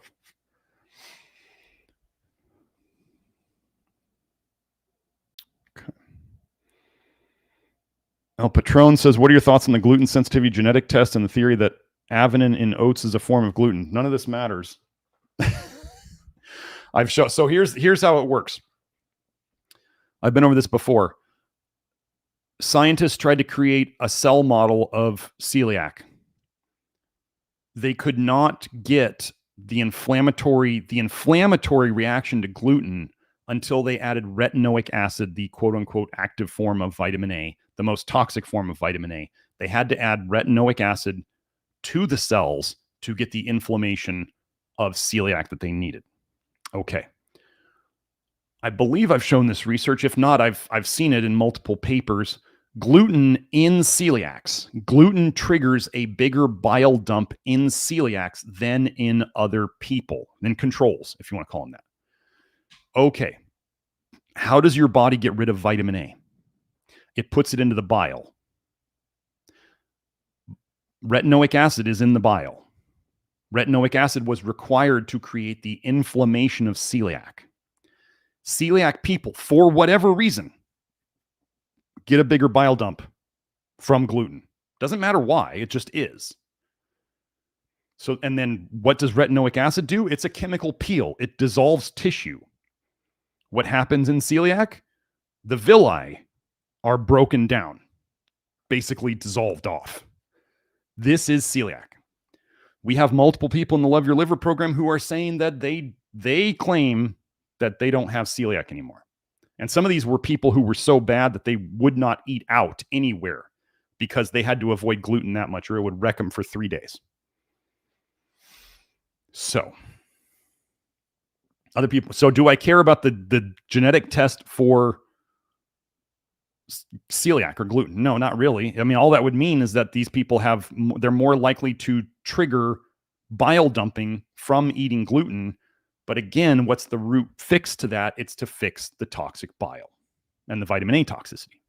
So, and the theory that avenine in oats is a form of gluten, it's all that becomes irrelevant in our approaches.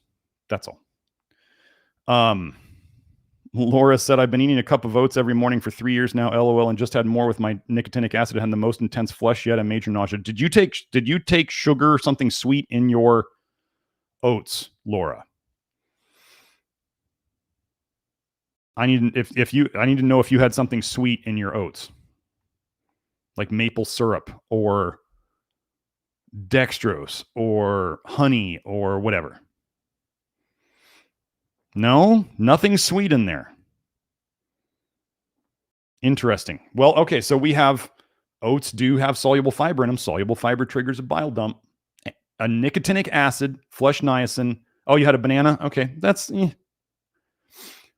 Well, here's the reality. Here's what we can put together on that. The banana sugar tends to increase the flush, probably by slowing down ALDH. If you haven't seen my glucose and dextrose fad episode, you should see it. Glucose, too much of it slows down ALDH. I'm not anti-carb. I'm not anti-sugar. I'm just saying too much sugar will slow down ALDH. We know that soluble fiber will trigger bile dumping. We know that nicotinic acid will increase bile production and dumping. So you got a lot of things there that could have caused that. And then sometimes, some days, the niacin flush will just be bigger than others for whatever reason. We don't know. We don't chase the flush. We don't avoid it.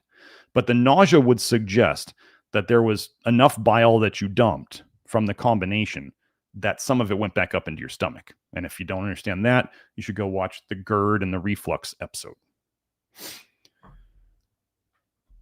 Oh, Sebastian. Sugar doesn't fix anything. Imagine that.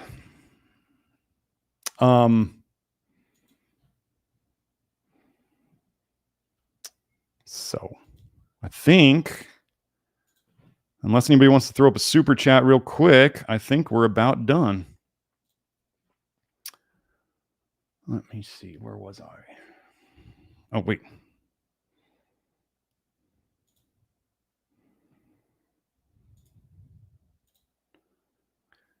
Okay.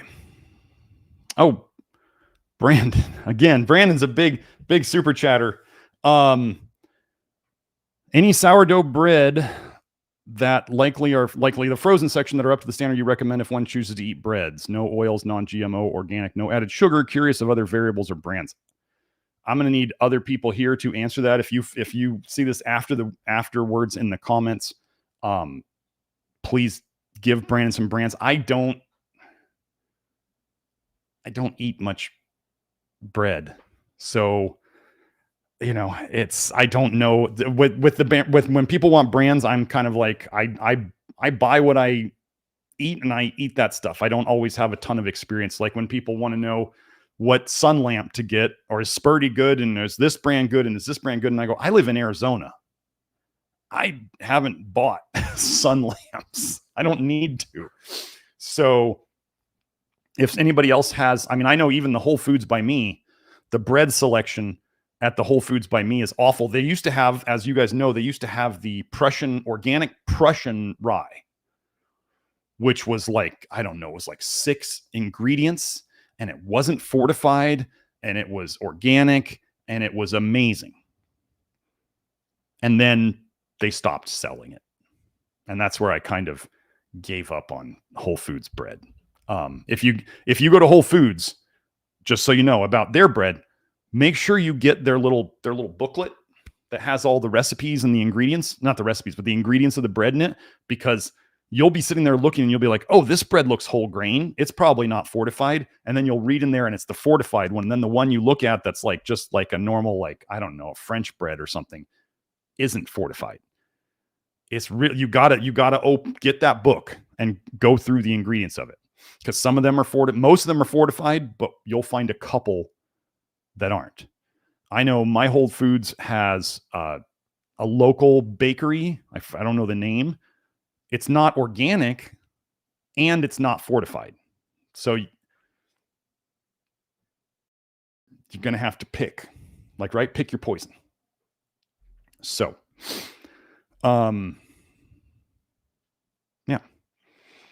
yeah. So thank you for those of you posting things. I'll read what's in there. Dylan Black says the Essential Baking Company. Mikey said he spent ages looking for something like that wasn't fortified and gave up. So you learn to make it. It can be easy. Somebody on, I forget his name, XRP something on Twitter. He comments a lot on my stuff. I told him to get the Molino, the Italian white wheat. It's not refined. It's a white wheat. It is an organic Italian white wheat. They supposedly grow it in some valley where there's no glyphosate coming in there. And he was amazed at the quality of the sourdough that he got out of it. So if you're gonna make your own Molino, you can find it on Amazon. I'm sure you can find it other places, but that's just where I know about it from. White wheat or pastry flour, where it's not refined, but it is a white whole wheat. So check those out. Making sourdough, I would love to either do it myself or have somebody around to do it. I just don't have the time, and I just don't eat that much bread. So let me see anything else. Charcoal bread. Joe said charcoal bread. I would rather eat the bread and add the charcoal to it than mix the charcoal into it. I'll put it that way. If somebody wanted to do that, the problem with putting the charcoal in the bread, this is the thing about dealing with people, compliance, right? If you put too much charcoal in the bread for one person in the family, either they have to suffer every time they eat it, or, they can't eat it. This is like the problem with big mixed supplements. Like if there's one thing you don't get along with it in there, if you don't get along with one thing in there, you have a problem with the whole thing. Right? One bad apple spoils the bunch kind of thing. This is why we don't tend to do big combo supplements. Because if you don't get along with one thing, you kind of don't get along with the whole thing. So let's see, what else do we have here?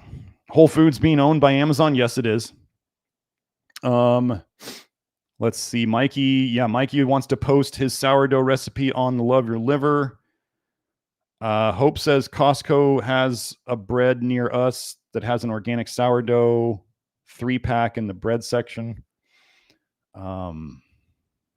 If Hope says it's good, I would trust that it's pretty good. I don't know that I've seen that one at mine, but I would trust Hope on that if you can find something decent. Yeah, Hope says she doesn't have the time or space to make sourdough. Hope's busy. Yeah, go ahead and post those recipes. Maybe go start a sourdough thread or something like that. I remember going to Rome's house, the breathing and exercise guy who I mentioned in the Love Your Liver program, and they made sourdough stuff every day that I was there. They were making pizza out of it. They were making rolls. They were making like all sorts of stuff. I was very impressed. And I was just like, I don't have time to do that here. But yeah, if you can find a local bakery, I do know there's a local bakery. I think it's quite a drive away from me where they make organic bread that's non-fortified on a regular basis. I mean, that's their normal thing. So if you can find that, I would just look for local bakeries. If you can't make it yourself, I would look for local bakeries. They're probably going to be the ones doing the non-fortified. If you live in Canada, as you found out with Grant's niacin article, they require all flours, including organic ones, to be fortified. Canada is so lost. Oh, wait. Okay. Also, Dr. Smith, it was me who posted my very long story on my improvements I've made, and a massive thank you again for all you've done. You're welcome. Glad we could help. Actually, you know what? We're at 12:15. I don't think I have time for the testimonials today. So I think we're just going to wrap it up here. Brandon, thank you very much for all those super chats today. That was great. I hope we can help you. I'll look into the pantothenic thing a little more. I just didn't find much with it. But again, like I said, if it helps as a crutch or a Band-Aid, use it. And then the goal would be to see that eventually you need less. And then the other idea would be if you're going along and you feel at some point, for some reason, you're just like, wait, something turned and I don't feel as good. What's going on? The first thing you suspect is the B vitamin, the extra B vitamin that you're taking, like the pantothenic acid, or your client. I think you see some clients, right? So yeah, just the B vitamins, the taurine, the glycine, these things, as we get people better, they can turn on you because they change your bile recipe. And so it doesn't mean you don't use them. It means you just realize that at some point you may not need them. I mean, the whole goal here, we would love to be in a perfect world where we don't have to take any supplements. Do we live in a perfect world? No. So does it make sense that the sicker you are, if you need supplements, you're going to need more at the beginning when you're sicker, but you still have to be very careful because that's when you're the most toxic. It's tough to balance out, especially when you've been really sick and maybe brain fog and all this stuff is not working. Best idea is to always go slow. Better to go slower than faster, right? Driving, all that stuff. It's easier to not get into accidents the slower you drive versus driving really fast. So it makes sense that at the start of this journey, you may be the most sensitive to supplements and you can't take them much at all because you're so toxic that you accelerate any detox and you feel bad. However, also at the start of the program or this journey, you're probably the most deficient. This is why we talk about and we teach everybody in our consults of like how to take things, how to introduce them so that you tolerate them. That's the goal, like, is to teach you how to listen to your body. And then over time, does it make sense that as we got you better and better, people who were really toxic at the start, as they get less toxic, would be able to take more of these things because they are getting less toxic. So they have less of a bad reaction, less of a detox dumping reaction. Other people who were able to take higher doses at the start, over time, they would need less because they're getting less toxic and their nutrients are getting restored. And then the whole hope for all of them would be eventually way down the line that they need as few supplements as possible.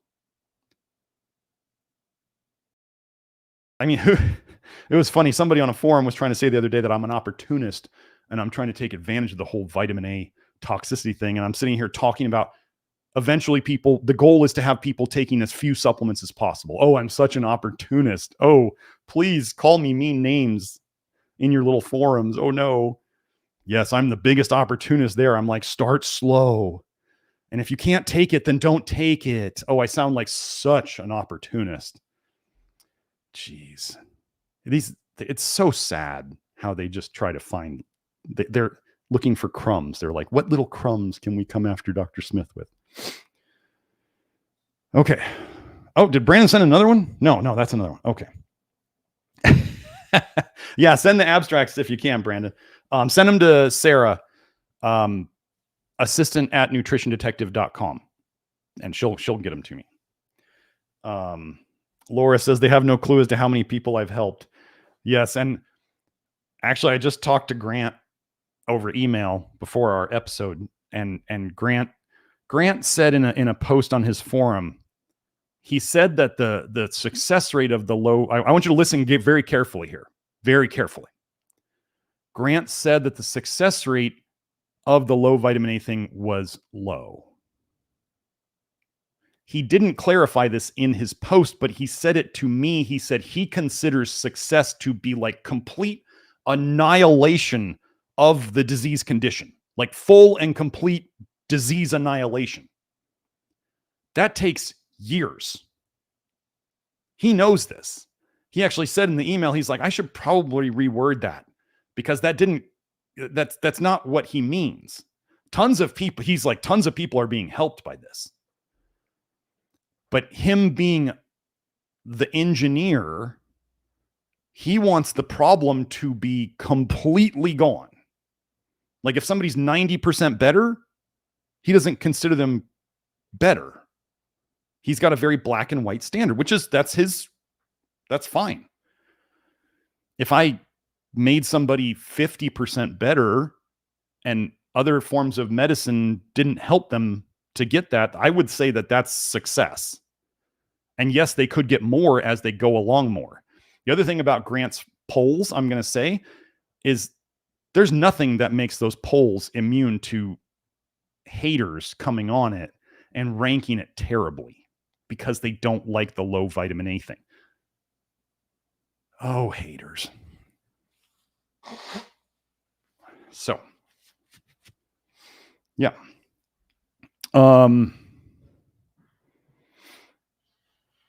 Yeah, I think Brandon says Canada's government is exceptionally lost, and he's going to send me some abstracts about the pantothenic acid. Yeah, if it helps, I haven't, Brandon, I haven't had anybody mention that condition to me. It seems, I'll put it this way, a lot of people with very serious conditions, like significant conditions, are not coming to me because I don't market like specifically to them, and I'm not claiming magical cures.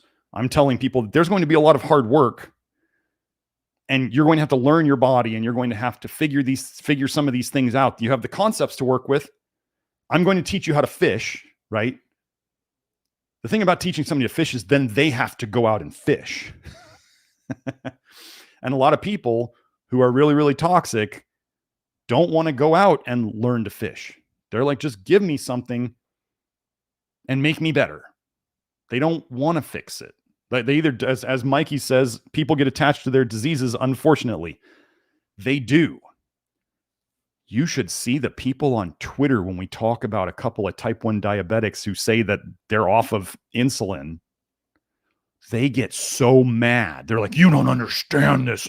This is not possible. This is a honeymoon phase. Rah, rah, rah. And I'm like, I always like to make my joke about Obama's statement. I say, if you like your disease, you can keep your disease. If you want to keep it, I'm not going to stop you. You can do whatever you want. You can keep suffering. I don't care. So, yeah. So anyway, I'm going to wrap it up here today. I'll do the testimonials next week. Sarah, thank you for getting me the testimonials for today. I just forgot to read them and I forgot to bring them up. And we are going to be... Oh, wait. No. Brandon, you snuck in one more. Okay, one more super chat. Brandon says, coming from a repeat 4 years plus. Wait. I just want to make sure. 4 years of repeat and it didn't fix everything you had? And that's total sarcasm, Also, a client of Chris Masterjohn spent $9,000 with Chris Masterjohn. I just want you to know your work is truly remarkable. Been in this industry over 16 years. You're the top. Well, I'm going to hit the like and the heart on that one because, well, thank you very much. Like,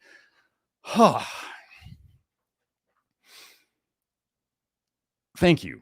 That really means a lot. And I'm trying to improve. Like, I tried repeat myself. Thank goodness it was such a quick disaster for me that I gave it up. I was always amazed when I was like, Mexican Coke is a health food now? Wow. I can't believe I was so misled to not know that Mexican Coke was a health food and I should add white sugar to my milk. I mean, but I'm open-minded. I was willing to try it. I tried it. It was a disaster. 4 years of repeating, you should have been fixed from all the aspirin and carrot salads and pro-metabolic stuff. Now, so many of our people have similar histories to Brandon. The Chris Masterjohn, the Weston Price, the nose to tail carnivore, the vegan, the keto, the paleo, the low carb. Like, Brandon's not alone. Brandon's here. He's wanting to learn very quickly, which is awesome. And he's putting in the time and the energy to do it. So I guess we're glitching right now. Sorry. Maybe my internet sucks today. Who knows? But anyway, yeah. Thank you for that super chat, Brandon. Let me bring that up again just so I can see it. And Dylan says, I've been learning about health and nutrition for over a decade. Dr. Smith is definitely at the top. Now, we're not. And then for the people who say we're a cult, and it's funny, there was people crying that I'm not listening to them. Like, this is where we're at now. People are like, why aren't you listening to me? I know what's going on. And I'm like, how many clients do you have? Oh, you're just an internet talking head. Okay, cool. And you're anonymous too. That's cute. Anons on the internet trying to scream at me to listen to them about the deep nutritional wisdom that they have bypassed what I've done so far. It's cute. It's really cute. And then there was someone who seemed to imply that I didn't create toxic bile theory, which was even funnier. It's the attacks are getting just really, really funny. Lynn O says, true, I've been at it since 97, and this is the only person who has really helped me recover my health.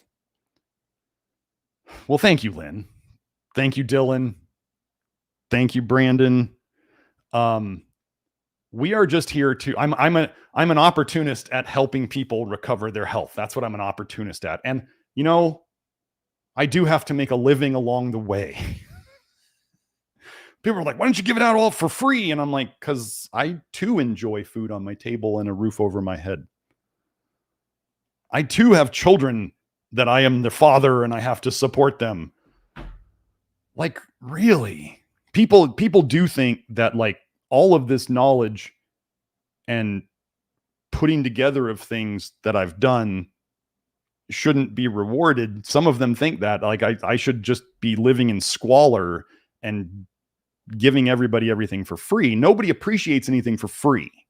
Nobody, like, Ray Pete had to have a job at a university so he could answer emails for free. And so then he could quit answering people's emails when they would tell him that his crap wasn't working for them. That's what he did. And if you want to think Ray Pete was going against the mainstream while he still had a job at a major university, well, I'll put it this way. Any of your internet talking heads, the nutrition gurus who have jobs at major universities, they are not going against anything mainstream, or they'd be fired. You understand? They would be fired. They have bosses. If their bosses don't like what they're doing, you actually think MIT would keep Stephanie Seneff on staff when she's going full on against vaccines if she wasn't part of the plan?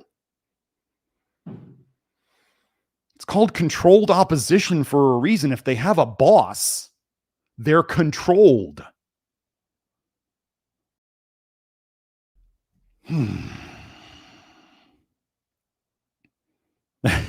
Lino said, no, thank you, Dr. Smith. And then Buttercup said, thank you very much. Thank you very much. Gretchen said, that's the best kind of opportunist, LOL. And Tao Lin said, you give away more knowledge for free in these live streams than any doctor I know of. Yes, I'm a grifter and an opportunist, and I'm a terrible person. And I smile while I'm doing it. Oh, I'm a terrible person. Oh, gosh. Anyway, I will be here next week. So what's the plan? Okay, so let me tell you the plan for the upcoming weeks.